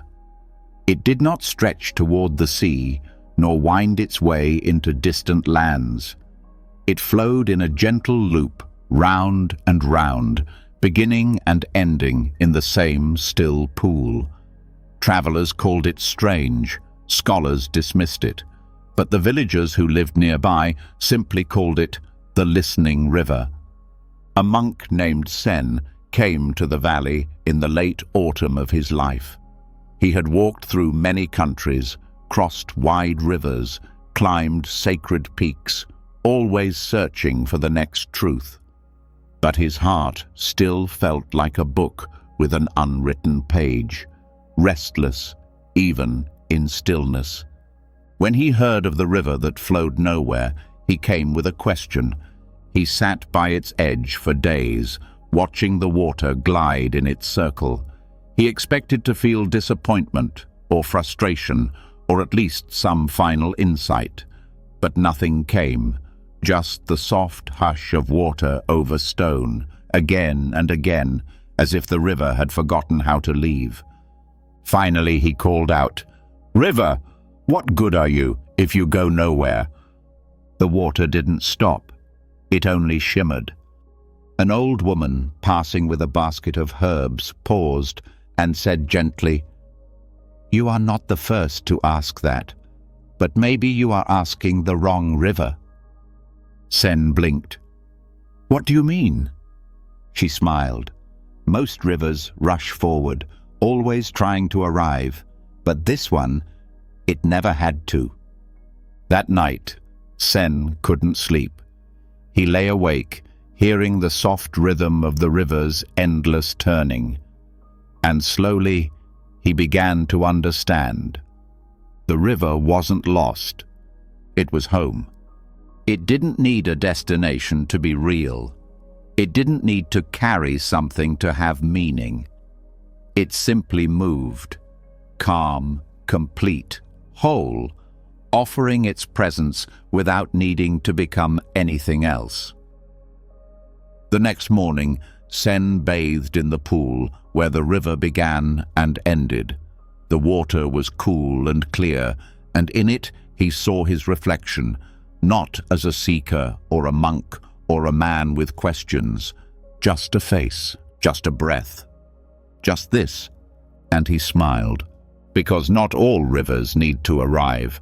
Some simply need to remind us. That presence is a path too. The dust that carried memory. In a village built from sun-dried clay and slow afternoons, there was a temple that had stood for centuries. Its floors were worn smooth by footsteps long gone, and its beams creaked softly, like voices half remembered. Every morning, the monks swept the temple from end to end, though the wind always brought more dust. One young monk named Sayo hated the task. He swept quickly, without care, trying to clear every speck. "Why do we do this every day?" he asked the elder, "if the dust only returns?" The elder, who moved like a whisper, paused mid-sweep and said, "Because not all dust is dirt. Some of it is memory." Sayo frowned. "But memories belong in the mind, not on the floor." The elder smiled. "Come, watch closely." That evening, just before sunset, they entered the old prayer hall. Light poured through the wooden slats, catching motes of dust as they floated in the air. The golden glow made them shimmer, suspended like stars in a sky too close to touch. "Look," the elder said, pointing. Sayo followed the light, and for the first time, he didn't see dust as mess. He saw the breath of 1,000 quiet mornings, the soft footsteps of those who had come to pray, the ashes of old incense, the fibers of worn robes, the traces of tears once cried in silence. He saw presence. The dust wasn't just what was left behind. It was what had been here, what had mattered, what had lived. A silence rose in him, not empty, but full, like something sacred that had gone unnoticed until now. The next morning, when it was his turn again, Sayo swept slowly, gently, not to erase the dust, but to meet it. He no longer tried to clear it all. He let some stay. And each stroke of the broom felt like a bow to those who had come before and to the moment that was now. Because he understood then, some things return not to burden us, but to remind us that we are standing in the middle of everything that ever was, and even the smallest speck of dust might carry the memory of a prayer that was never spoken aloud. The question that hid in a yawn. In a warm little monastery where sunlight stretched lazily across the wooden floors, there lived a young monk named Nico who couldn't stop yawning. No matter how much he meditated, no matter how long he slept, his eyelids grew heavy in the middle of every chant. During teachings, his head would dip, and a soft yawn would escape before he could catch it. At first, the elder monks were patient. "You're still adjusting," they'd say. But weeks passed, and the yawns only grew more frequent. One morning, during silent sitting, his yawn echoed so loudly that even the birds in the rafters paused. Embarrassed, Nico approached the head teacher, after the bell rang. "Master," he said, rubbing his eyes, "why am I always tired? I'm not lazy. I want to focus. I want to understand, but something pulls me away." The teacher, a monk whose face held both gravity and laughter, looked at Nico for a long moment. Then he asked, "Have you ever listened to your yawn?" Nico blinked. "Listened to it?" "Yes," the master said. "Not judged it, not tried to hide it, just listened." That night, instead of fighting sleepiness, Nico did as the master said. When the yawn came, he didn't push it away.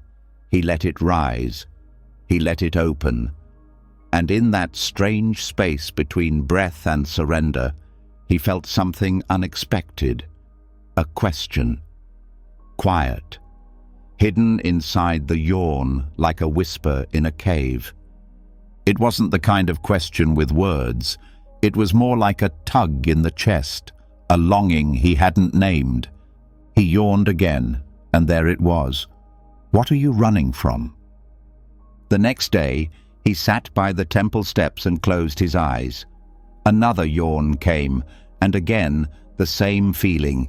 Not laziness, not boredom, but a kind of inner ache, soft and deep. He began to realize that his yawns were not interruptions. They were invitations, not to sleep, but to soften, to slow down, to feel the part of him that was tired, not from doing too little, but from holding too much. And over time, each yawn became a gentle bell, not asking him to wake up, but asking him to come home. Because sometimes the deepest questions don't shout, they sigh, they stretch, and they wait inside the quietest breath. The night that slept first. In a quiet temple by the edge of a forest, where the cicadas sang like distant drums and the stars spilled across the sky like scattered rice, a young monk named Minori often lay awake long after the others had fallen asleep. His eyes stayed open even when his body was tired. His mind moved in circles, replaying words, regrets, tasks unfinished. Even silence felt loud.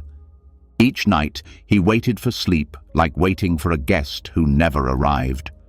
One evening, after yet another restless dusk, Minori went to the old abbot, sitting beneath the temple's lantern, sipping warm tea. "Master," he whispered, "why can't I sleep?" The abbot looked at him for a long moment, then said, "Because you wait for sleep to come to you. But sleep is shy. It enters only after the night has already gone to bed." Minori tilted his head, puzzled. But how can the night go to bed? The abbot smiled. Let it sleep first, and then follow. That night, Minori did not lie down right away. He stepped outside and sat in the garden. The moon was a thin smile in the sky, the air cool and still. He listened, not to his thoughts, but to the crickets, to the rustle of bamboo, to the slow breath of the dark. He watched the lantern flicker and then go out. The wind quieted. Even the leaves seemed to exhale. And suddenly he felt it, not in his mind, but in the world, the moment when the night itself became drowsy. The stars blinked slower. The shadows stretched longer. It was as if the earth had pulled a blanket over itself and sighed. Minori bowed his head, stood, and walked back inside. He didn't try to sleep. He didn't force rest. He simply lay down the way the garden had, the way the lantern had, the way the sky had, without resistance. And sleep came, not like a wave crashing down, but like a hand gently closing his eyes.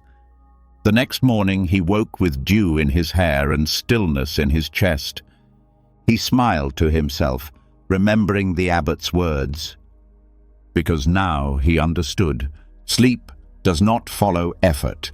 It follows surrender. And sometimes the only way to rest is to let the world grow quiet first, and then join it where it has already gone. The monk who drank the moon. In a forest monastery, wrapped in shadows and moonlight, there lived an old monk named Koji, known for rising long after others had gone to bed. While the temple rested in silence, Koji would walk alone, his bare feet brushing the stone paths, his eyes lifted to the sky. He never carried a lantern. He said the moon was enough. The younger monks whispered stories about him. "He talks to the moon," they said. "He drinks moonlight like tea," they laughed. But Koji never corrected them. He only smiled, bowed, and kept walking through the night. One evening, a curious novice named Riku followed Koji, barefoot and quiet. He watched the elder monk sit by the temple's garden pond, where the moon floated perfectly on the water's surface. Koji poured a cup of cool water from a ladle and held it out, motioning for Riku to join him. Riku sat beside him, unsure. "Is it true?" he asked. "Do you really drink the moon?" Koji held up his cup and tilted it slightly. The moon's reflection rippled across the water, then disappeared. "I try," he said softly, "but every time I touch it, it vanishes." Riku looked puzzled. "Then why keep trying?" Koji smiled. "Because it teaches me something each time it leaves." He dipped his cup again and watched the moon return, quiet and whole. "You see," he continued, "the moon cannot be caught. It cannot be owned or held. But when I sit still enough, long enough, it appears, and for a moment, it's mine. Not because I take it, but because I receive it." Riku gazed at the pond, the cup, the soft light on Koji's face. Something inside him fell silent. That night, he understood. The moon was not something to capture. It was something to sit with, like peace, like truth, like love. You could chase it and miss it completely. Or you could stop and let it come to you. Koji raised his cup, eyes bright with gentleness. "To the moon," he whispered. And though the cup held only water, Riku could swear he saw it glow. Because sometimes the most beautiful things can never be held, only reflected, only received, only sipped in silence. When the heart is ready to taste the light, the sand that remembered silence.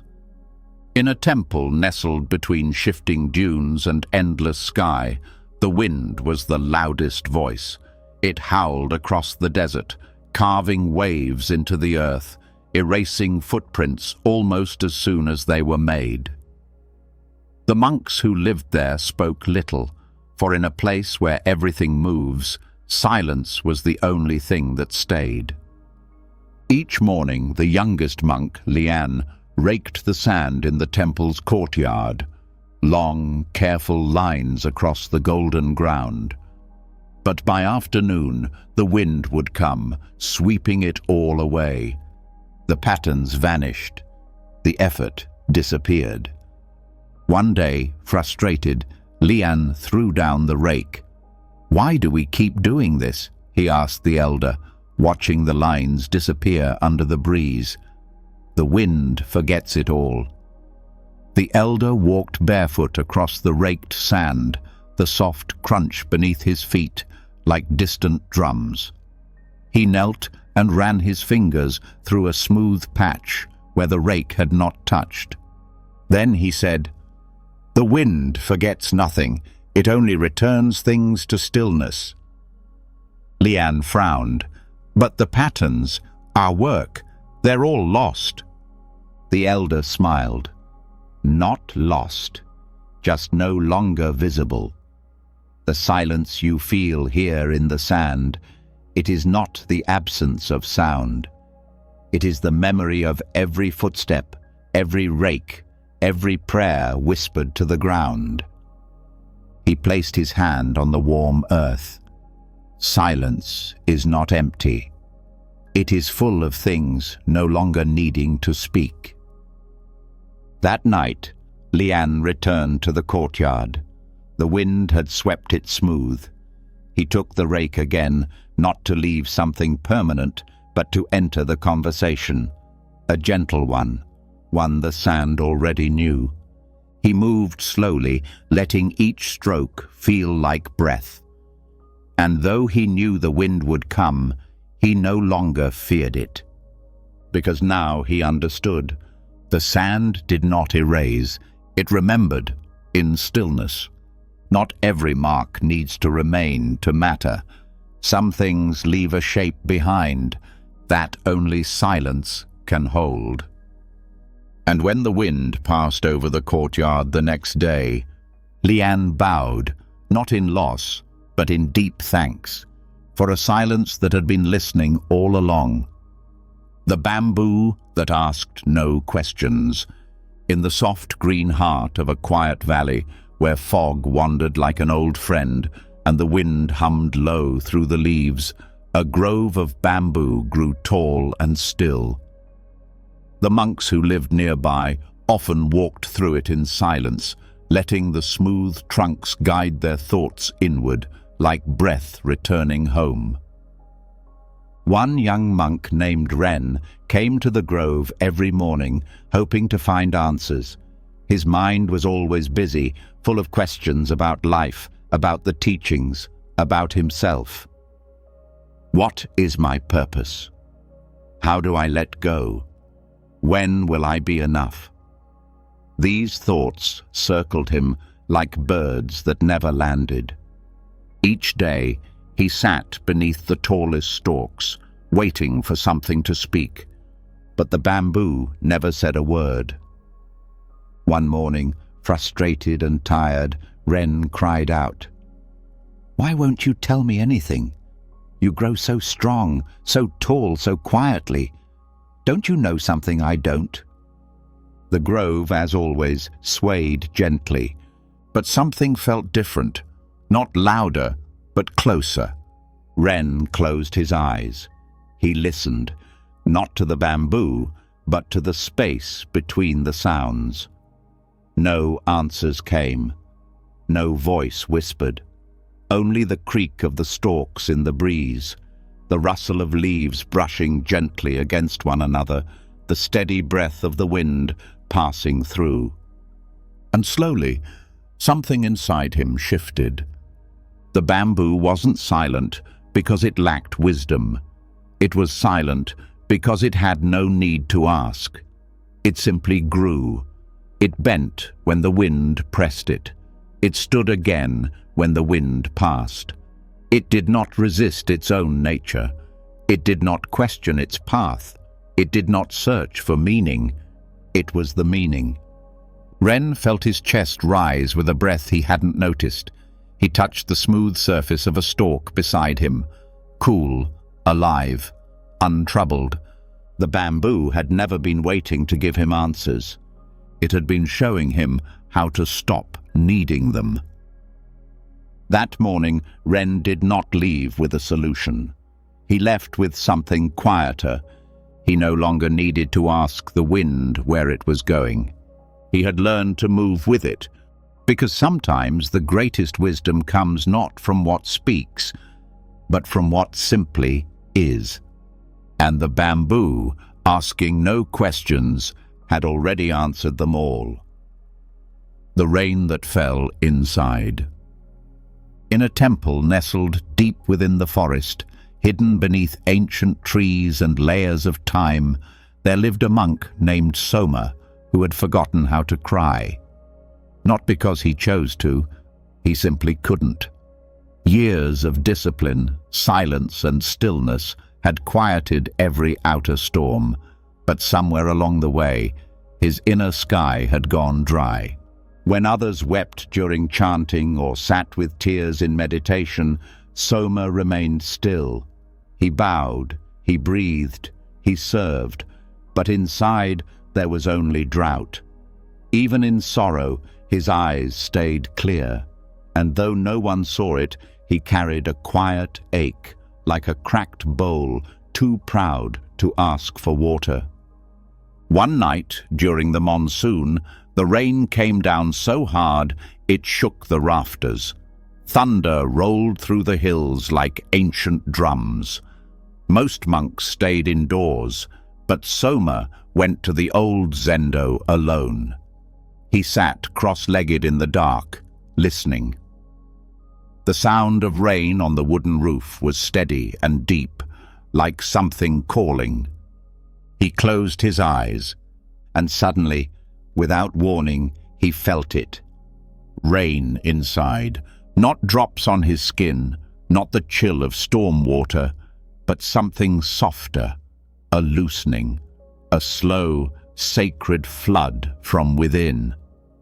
His chest tightened, then cracked open like dry earth receiving the first drops of spring. Tears came, soundless and warm.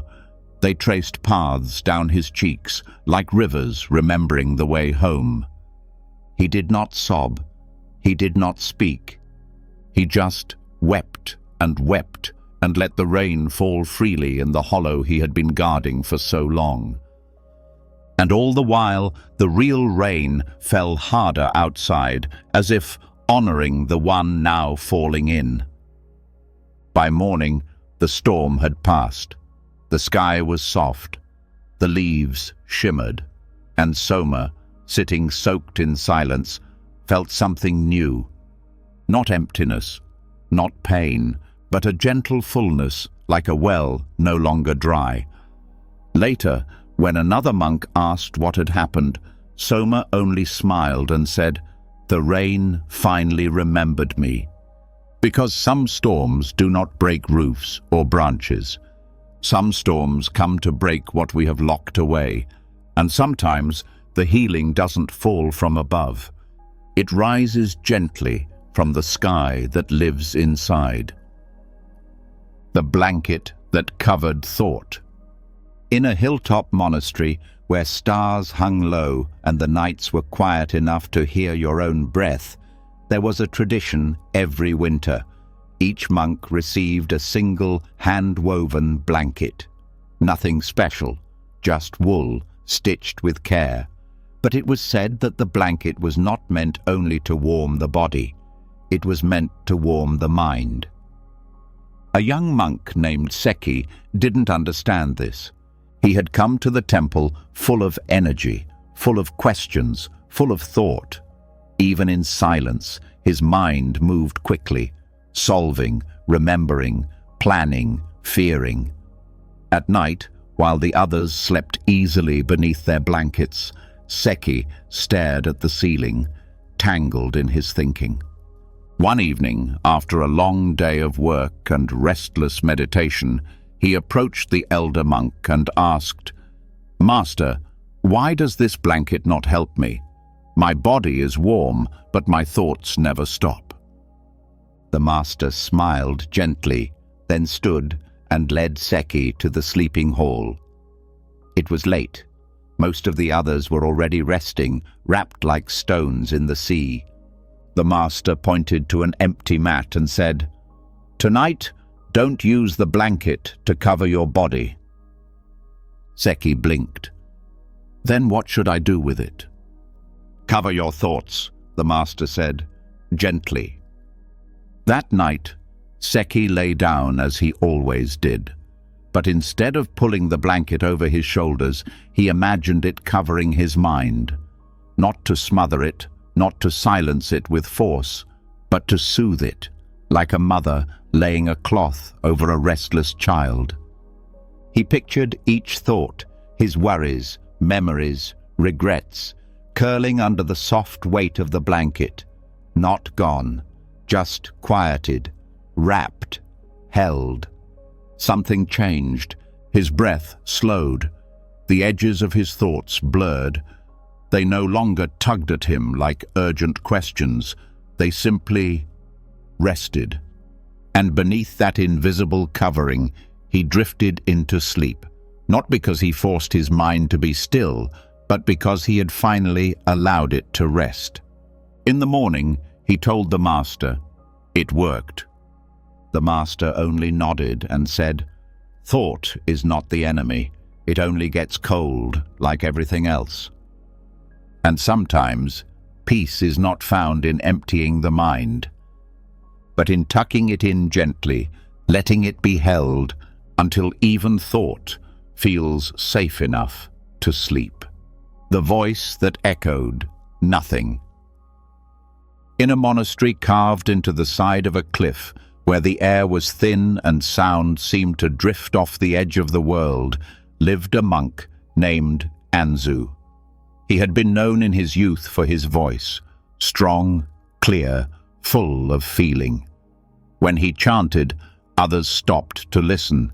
His words could calm storms in the heart. But over the years, something changed. The older he grew, the more quiet his voice became. Not because it weakened, but because something inside him had begun to ask, "What am I echoing?" He started noticing how easily words filled the silence, how quickly people spoke to hide their own stillness, how often even sacred phrases became habit. One morning, during morning chants, he simply stopped mid-verse. The others continued, unaware. He hadn't forgotten the words. He had simply stopped needing to say them. Later that day, a young monk came to him, troubled. "Master Anzu," he said, "why didn't you finish the chant? Was something wrong?" Anzu looked up, eyes kind and steady. "No," he said, "I just didn't want to echo what no longer needed repeating." The young monk frowned. "But wasn't it a prayer?" Anzu nodded. "Yes, but sometimes prayer is louder when left unsaid." From then on, Anzu became known not for what he said, but for the spaces he left between words. He would open his mouth to speak, then simply smile. He would be asked questions and only bow. At first, it confused others, but over time, monks began to understand. He was not silent out of absence. He was silent out of presence. He had become the kind of voice that echoed nothing. Not because there was nothing to say, but because nothing needed to be said. And strangely, those who sat with him often left with answers. Answers they had never heard aloud, but felt like soft footprints inside the heart. Because some voices do not echo into canyons or halls, they echo into people. Not by volume, not by sound, but by the silence that remains after everything else has gone quiet. The clock that ticked once. In a quiet room at the back of an old Zen temple, there stood a clock that was unlike any other. It had no hands, no numbers, no pendulum to swing, just a small wooden frame with a single brass gear and a soft, hollow body like a bell waiting for rain. The monks called it the moment clock. It was said to tick only once. A young monk named Yu had heard the stories since childhood, that somewhere deep in practice, beyond effort and thought, the clock would sound. A single tick, one breath, and in that instant, you would know something beyond knowing. He didn't understand it, but he wanted it. He wanted that moment more than anything. So he sat beside the clock every evening. He counted his breaths. He emptied his mind. He watched his thoughts drift by like clouds trying not to rain, for days, for weeks, for months. The clock remained still. He tried harder. He fasted. He didn't sleep. He repeated mantras until his voice cracked, but still, no tick, only silence. One night, after another long session of waiting, he bowed his head low and whispered, "I give up. I've done everything. I've been patient. I've been disciplined. Why won't it happen?" The old master, who had been sitting quietly behind him, spoke for the first time. "Because you're trying to hear a sound, instead of feeling the silence that makes it possible." Yu looked up, tears rising in his eyes, not from pain, but from the weight of his own effort, the trying, the reaching, the strain of waiting for something sacred to arrive on a schedule. That night, he sat again, but this time he let go. He didn't count his breath. He didn't wait for the tick. He just sat. Not like someone reaching for something, but like someone who had finally arrived. And in that quiet, it came, not loud, not sharp, not from the clock, but from somewhere inside his chest. Tick. A single sound, a single breath. The moment folded in on itself and then opened like a flower. He didn't smile. He didn't cry. He simply was, because the clock had never been waiting to tick. It had been waiting for him to stop ticking, to stop measuring, to stop chasing, and to finally realize one moment is enough when you finally live inside it. The monk who waited without waiting. In a temple surrounded by fields that turned gold in autumn, there was a monk named Lian who was always early. He arrived at the meditation hall before the bell. He bowed before anyone else stood. He poured tea before the pot had finished steaming. His robes were always straight, his posture always perfect, his breath always timed. But underneath the discipline was a quiet urgency, one that never rested. He was waiting for peace to come, for answers to unfold, for something to arrive that would finally make him feel complete. One day, during morning practice, a guest teacher visited the temple, an old nun with slow steps and a face full of weathered calm. She led the monks in a walking meditation through the forest. Lian, as always, was first in line, stepping carefully, watching the path ahead, waiting for the right moment, the right feeling, the right something. But nothing came, only footsteps, only breath. After the walk, he approached the teacher and asked, "Why do I feel like I'm always waiting, even while I practice?" She smiled, then gestured to a tree just beyond the temple gate. "Do you see that tree?" "Yes." "Is it waiting to grow?" Lian blinked. "No, it just grows." "Exactly." That night, he sat beneath the tree. He did not watch the moon. He did not time his breath. He simply sat, with no goal, no search, no waiting. And something strange happened. He felt himself soften, as if the part of him, always leaning forward, had finally sat back. The moment didn't arrive like lightning or revelation. It simply was, still, gentle, complete. For the first time, he wasn't waiting for peace. He was inside it. Days passed. His habits didn't change much. He still arrived early.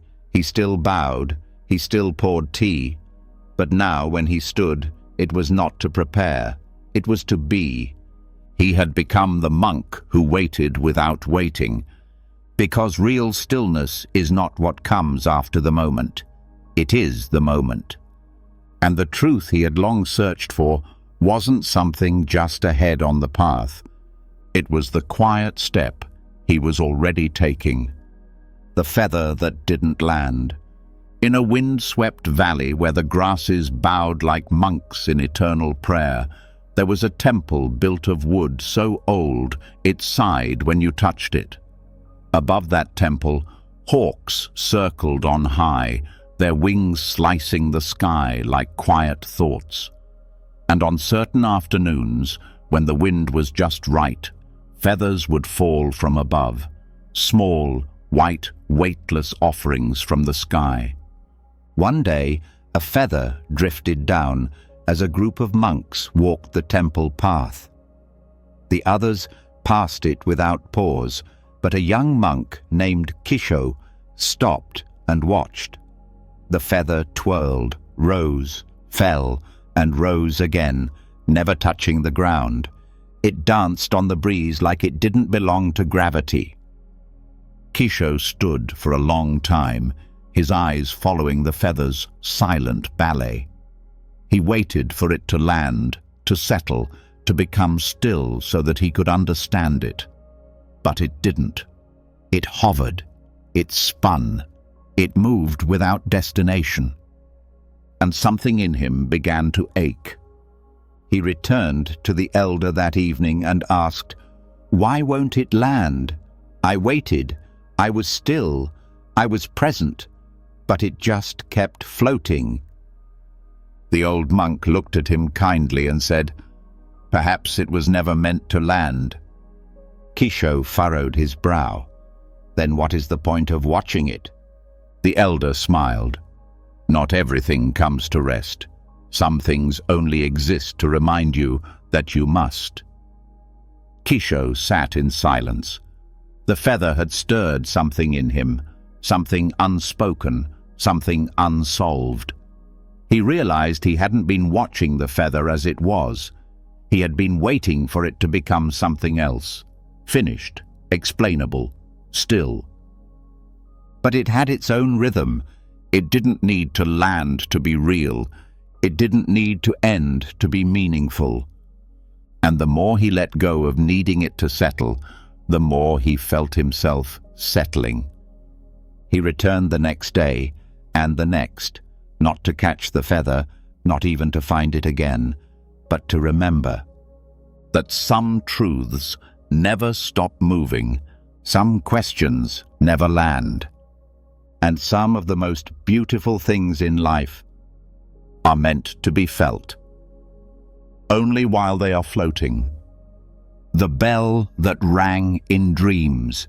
In a mist-covered monastery perched high above the clouds, there was a legend passed from monk to monk of a bell that could not be seen, could not be touched, and could not be heard while awake.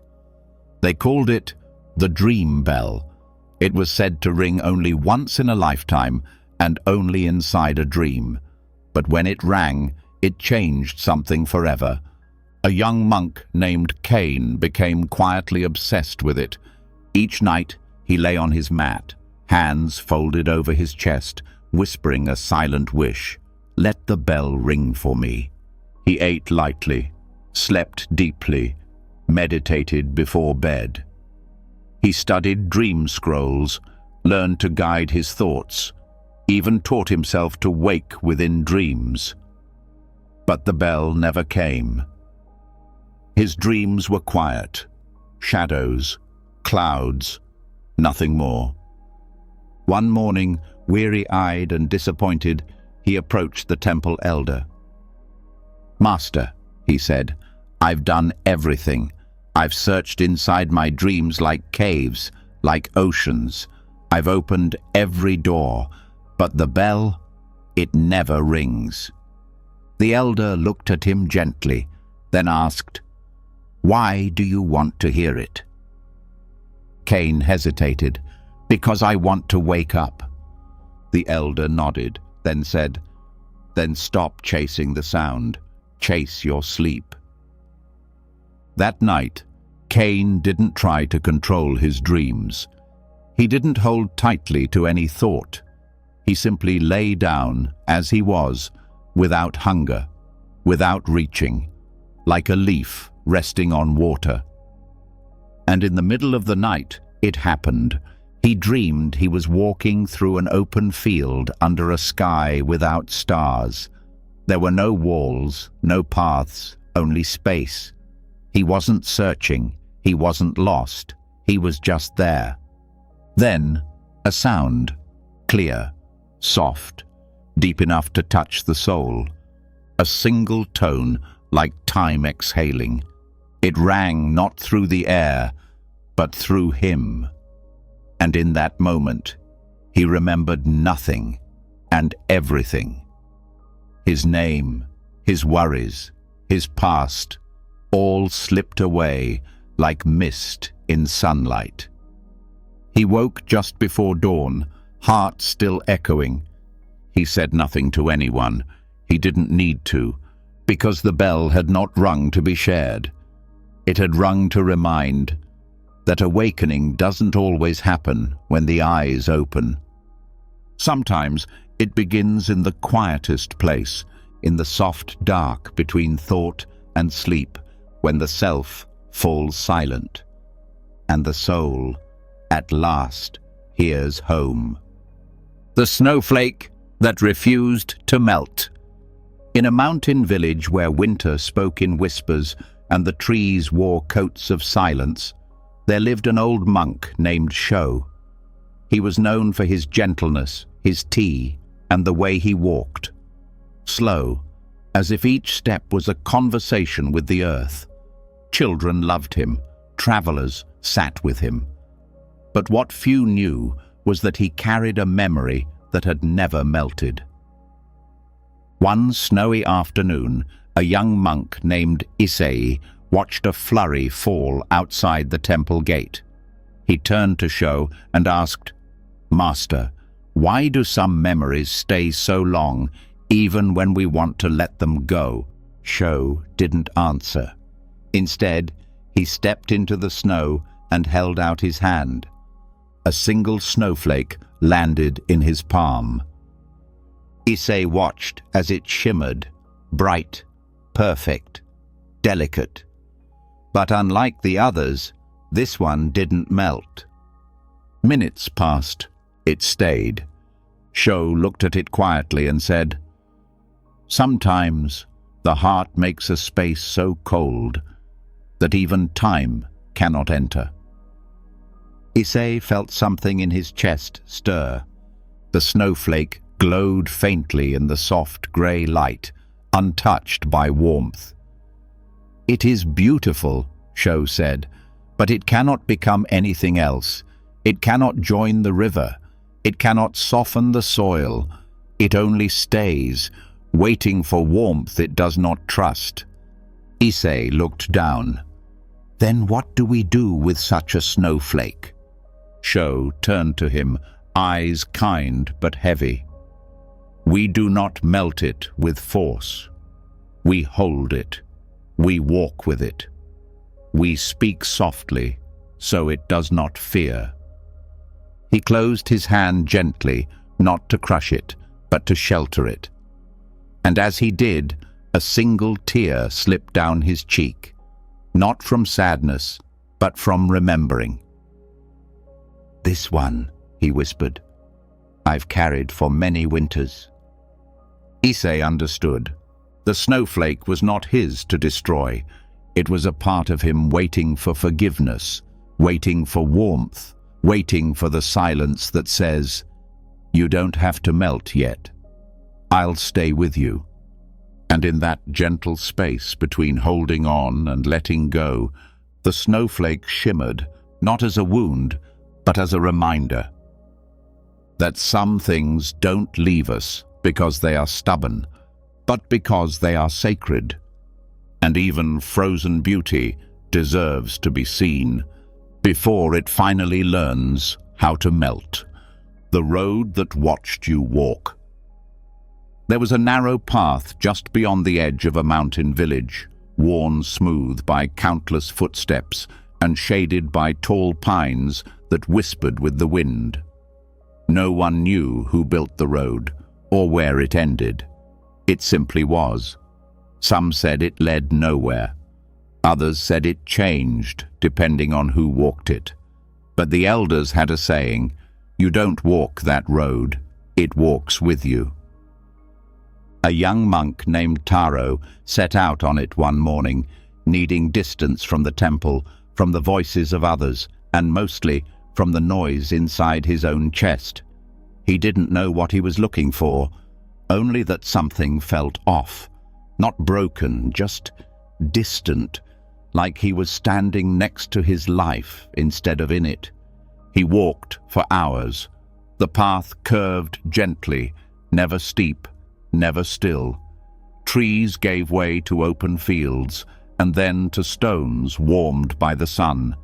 But no matter how far he went, the road never revealed a destination. No sign, no shrine, just more path. Frustrated, he stopped. "What kind of road never leads anywhere?" he muttered. And then he felt it. Not in his feet, not in the earth, but in the air, as if the road itself had heard him. He looked back. Nothing had changed, and yet something had. The wind paused. The trees waited. And Taro suddenly realized the road wasn't something beneath him. It was something with him.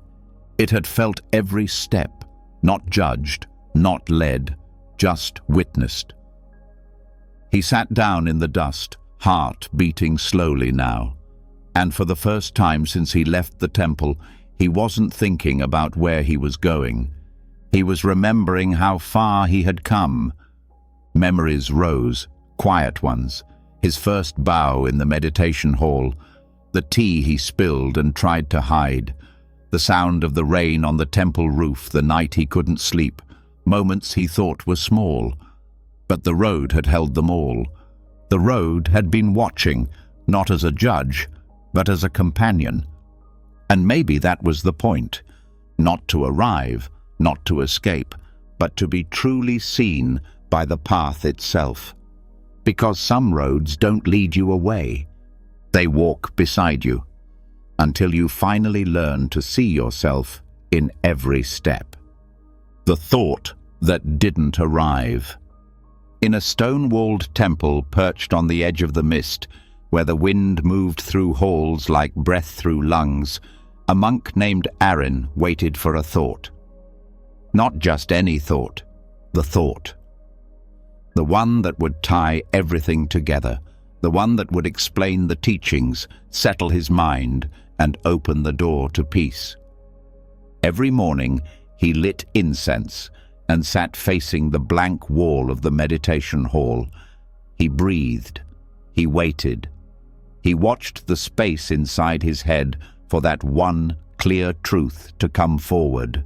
Sharp, golden, complete. But it never came. Instead, there was fog, half-formed ideas, echoes of questions, and the silence of something just out of reach. One day, after weeks of stillness and strain, he stood and walked to the garden, his body tired from the weight of waiting. There, the old teacher was pruning a plum tree, the petals falling like quiet laughter onto the moss. Aaron bowed. "Master," he said, "I've been sitting for so long. I try to empty my mind, make space, prepare myself. But the thought never comes." The master looked at the falling blossoms and replied, "Why do you wait for the fruit to fall before you taste the tree?" Aaron blinked. "I don't understand."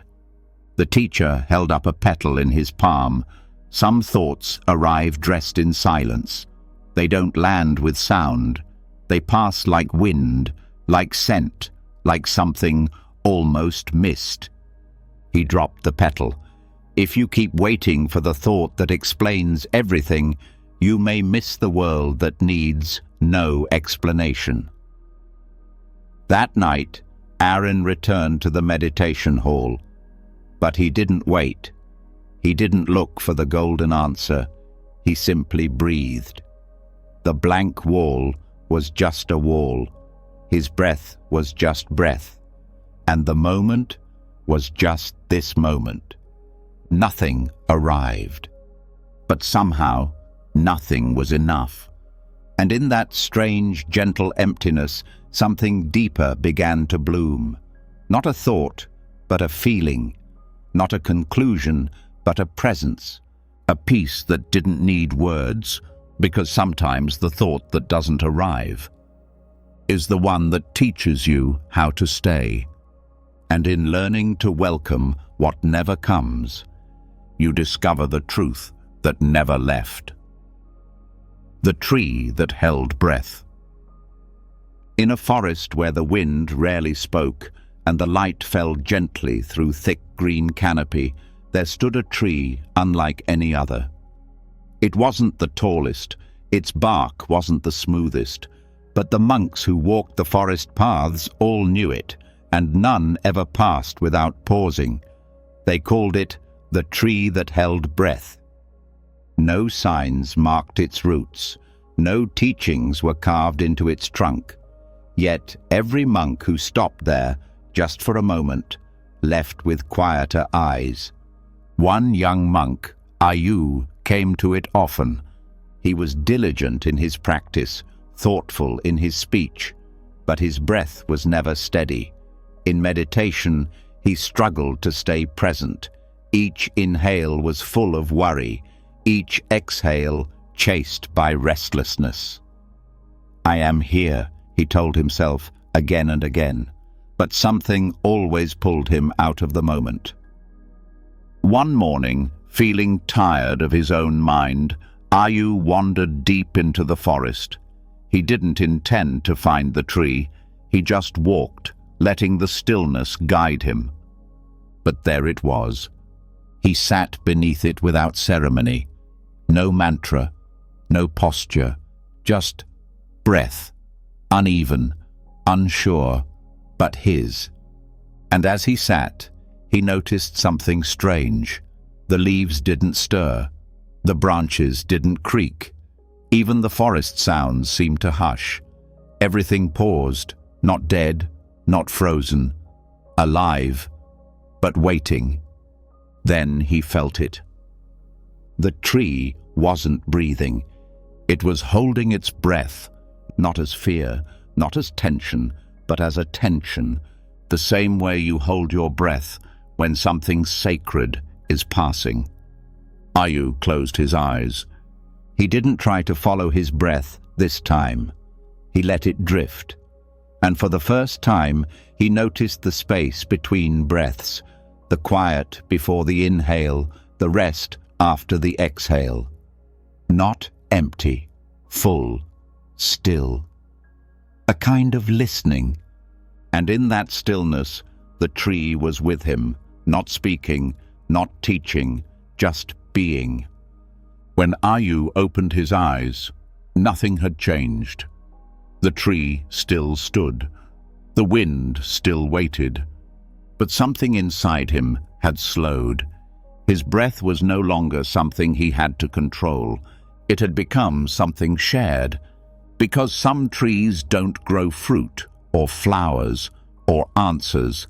Some simply hold space for you to feel what it means to truly be here. The mirror that didn't reflect faces. In a quiet room at the far end of the temple grounds, past the prayer flags and the worn stone steps, there hung a mirror unlike any other. Its frame was carved from dark wood, smooth with age, and its surface shimmered faintly, like still water just before it's touched. But this mirror held no faces. When you stood before it, no eyes looked back, no skin, no lines, no shape. Only light, only movement. Only something you couldn't name. The monks called it the empty mirror, and they said it had been there longer than memory. Many avoided it. Some feared it. But the youngest monk, a boy named Lian, was drawn to it without knowing why. One afternoon, after a long day of sweeping leaves that kept falling faster than he could gather them, Lian stood before the mirror. He expected to see his reflection, his tired eyes, his smudged robe, the strand of hair that always curled the wrong way, but the glass showed none of it. Just a shifting light, quiet and deep, like the surface of a thought not yet spoken. He stepped closer. Still no face. Frustrated, he turned to the elder who had just entered the room. "Why doesn't it show me?" Lian asked. The elder smiled gently. "Because it was never made to reflect what others see. It shows what watches." Lian blinked. "What do you mean?" The elder walked to the mirror and stood beside him. Together they looked, not at each other, not at themselves, but into the quiet, formless shimmer. "It shows the part of you," the elder said, "that has no name. The part that hears your thoughts without speaking. The part that feels sorrow without needing a reason. The part that was there before you were born and will be there long after your face is gone." Lian felt a stillness in his chest. Not fear, not joy, just presence. He looked again, and this time he saw it. Not a boy, not a monk, not a self. Just awareness, just the watcher. The mirror didn't reflect faces because faces change. It reflected the one thing that doesn't. And in that quiet space, where nothing looked back, Lian saw everything he had ever truly been, and everything he had never needed to be. The cat that walked through walls. In a quiet corner of a centuries-old temple, where incense hung like mist and time itself seemed to sit in meditation, there lived a temple cat named Shima. She was not large or loud. She never begged for food or chased mice.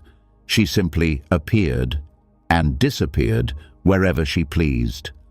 One moment, she'd be sunbathing in the courtyard, the next, curled beside the altar, and later found sleeping high in the rafters no one could reach.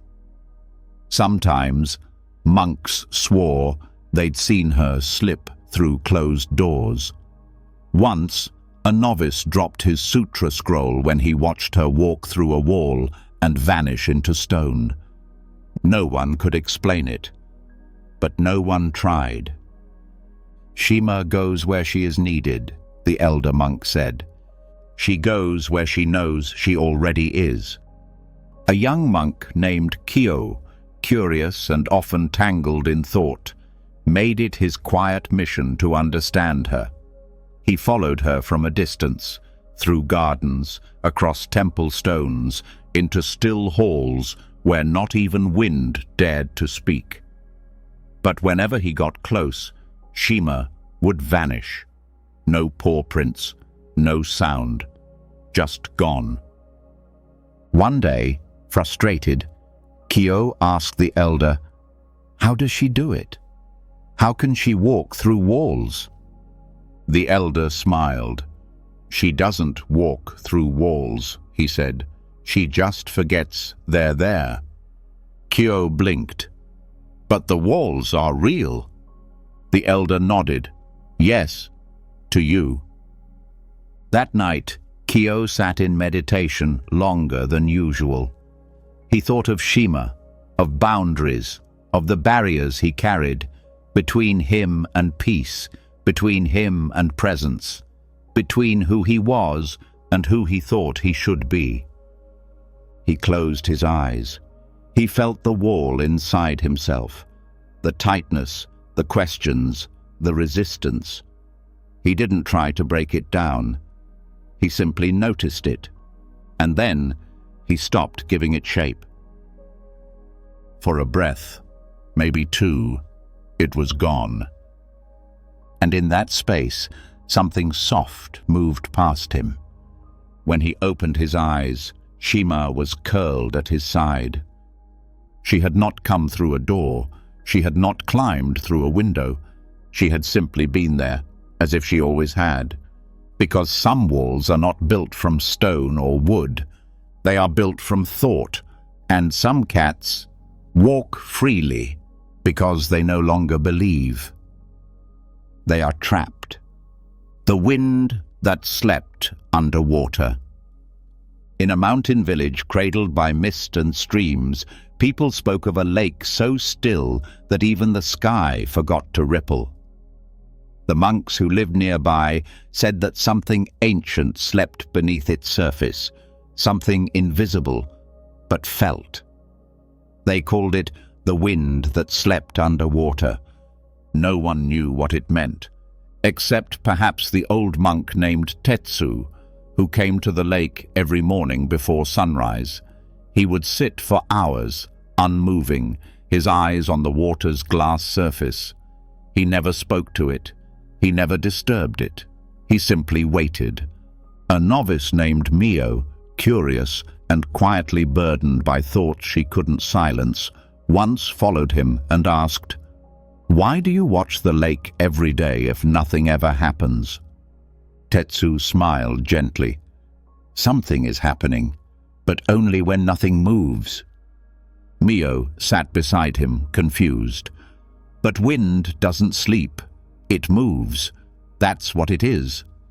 The old monk nodded slowly. "That's what it seems.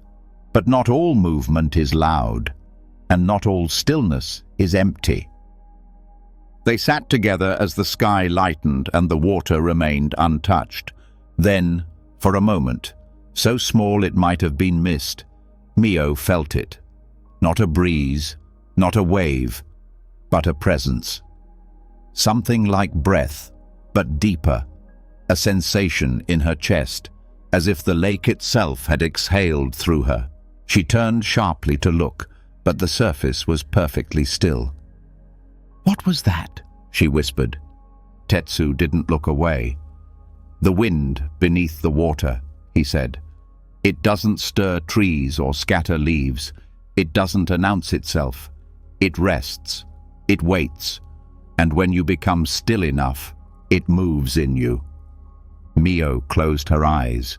The noise in her mind softened, not because she silenced it, but because something older had risen underneath. A current, deep and slow, that didn't carry thought, but dissolved it. It wasn't peace like sleep or clarity like answers. It was something before those things, and it asked for nothing. She opened her eyes, and for the first time didn't need to ask what it meant. Because some winds don't howl through branches or scream across cliffs. Some winds sleep beneath the water, not lost, but waiting. For the heart to become still enough to feel what cannot be seen. The monk who spoke with no mouth.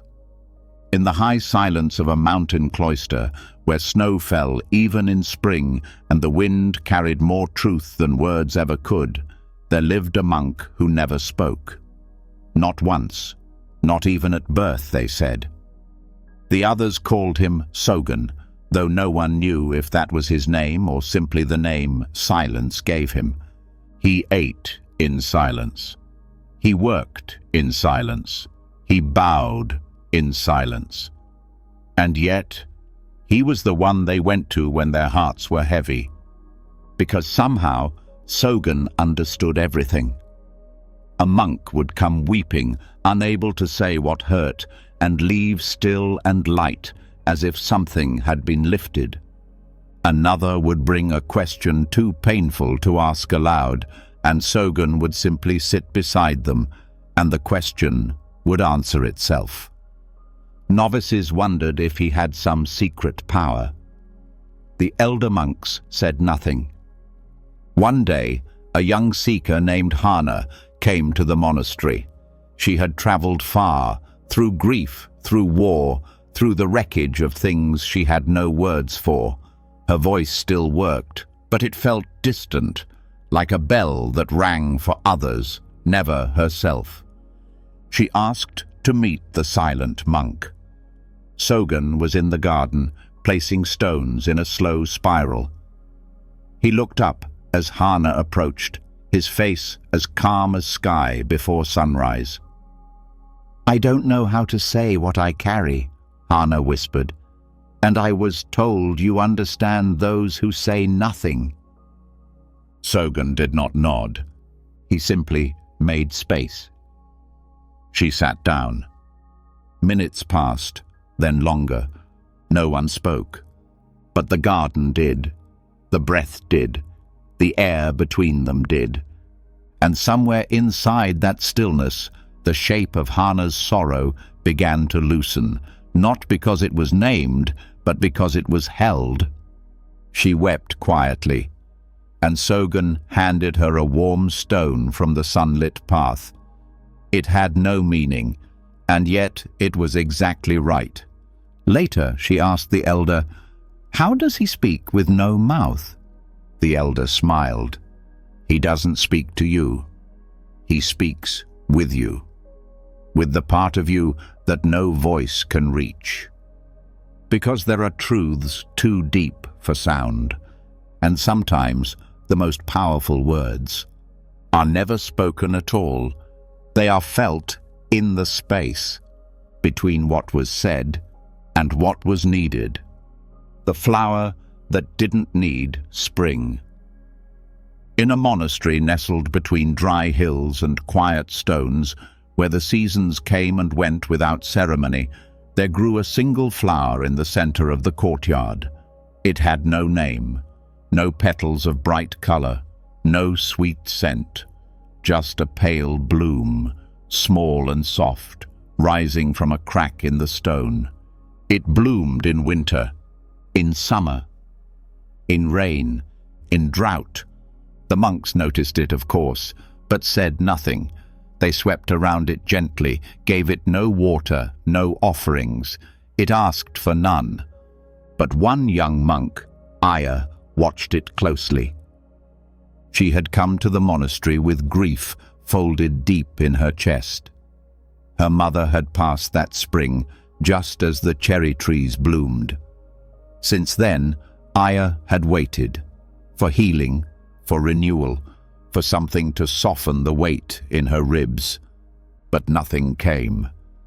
The world turned green, then gold, then grey again, and still her sorrow sat, untouched.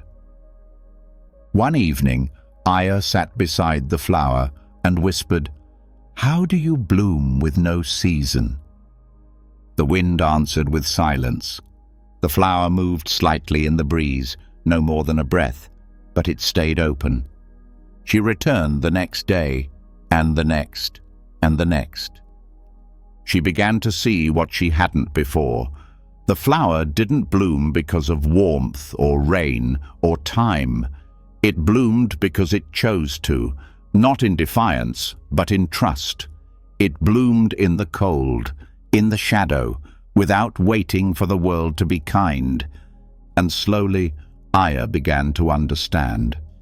She had been waiting for spring to return inside her, for the sadness to melt, for the light to come, for the right moment to open. But this flower whispered a quieter truth. Not all blooming waits for perfect conditions. Not all beauty needs permission. Some things grow in the crack, in the silence, in the ache, and maybe she could too. She placed her hand on the stone beside the flower, solid, cold, alive. And for the first time in many seasons, she felt something loosen. A petal inside her that had not fallen, a part of her that didn't need spring to begin, because some flowers bloom not from the season, but from the choice, to open anyway. The glance that bowed. In a monastery nestled between quiet trees and the breath of old mountains, daily life moved like a soft river. Chores were done without rush, meals eaten in silence, and lessons taught more with gesture than speech. It was in this quiet world that a young monk named Rin struggled with something small, yet heavy, his pride. He was bright, thoughtful, and eager to do well, but in his heart he feared being overlooked. He bowed like the others, but often peeked to see who noticed. He gave generously, but waited to be thanked. Each act carried a quiet thread of hoping to be seen. One day, during work in the garden, he passed the elder monk, Mason, who was kneeling among the herbs, gently touching the soil. Rin offered a deep bow as he passed, graceful, practiced, almost perfect. But Mason didn't look up, not a nod, not a word, not even a glance. Rin's chest tightened. He walked on, but something in him churned. Disappointment, confusion, a bruise without a wound. Later that evening, he found Mason watching the moon rise from the courtyard. "Master," Rin said carefully, "when I bowed today, did you not see me?" Mason turned. His eyes were soft as dusk. "I saw you," he said. "Then why did you not return my bow?" Mason took a slow breath and replied, "Because you were bowing upward." Rin blinked. "Upward?" Mason pointed to his own eyes. "You offered your bow, but waited for mine to lift you. That is not a bow. It is a request." He paused, then said, "True respect does not look to see if it is being seen. It bows, even when no one is watching." Rin felt the words settle like a stone into water. He realized then that some of his kindness had been a quiet mirror, held up in hope of a reflection. Mason stood slowly, and as he passed Rin, he paused. Just for a moment, he offered a glance, brief, gentle, low. It was not meant to raise Rin. It was a bow in itself, not of the body, but of presence, of humility wrapped in stillness. And Rin felt it in his chest more deeply than all the praise he had ever longed for. Because sometimes a glance that truly bows is not meant to be noticed. It is meant to remind you that the most meaningful honor asks for nothing in return.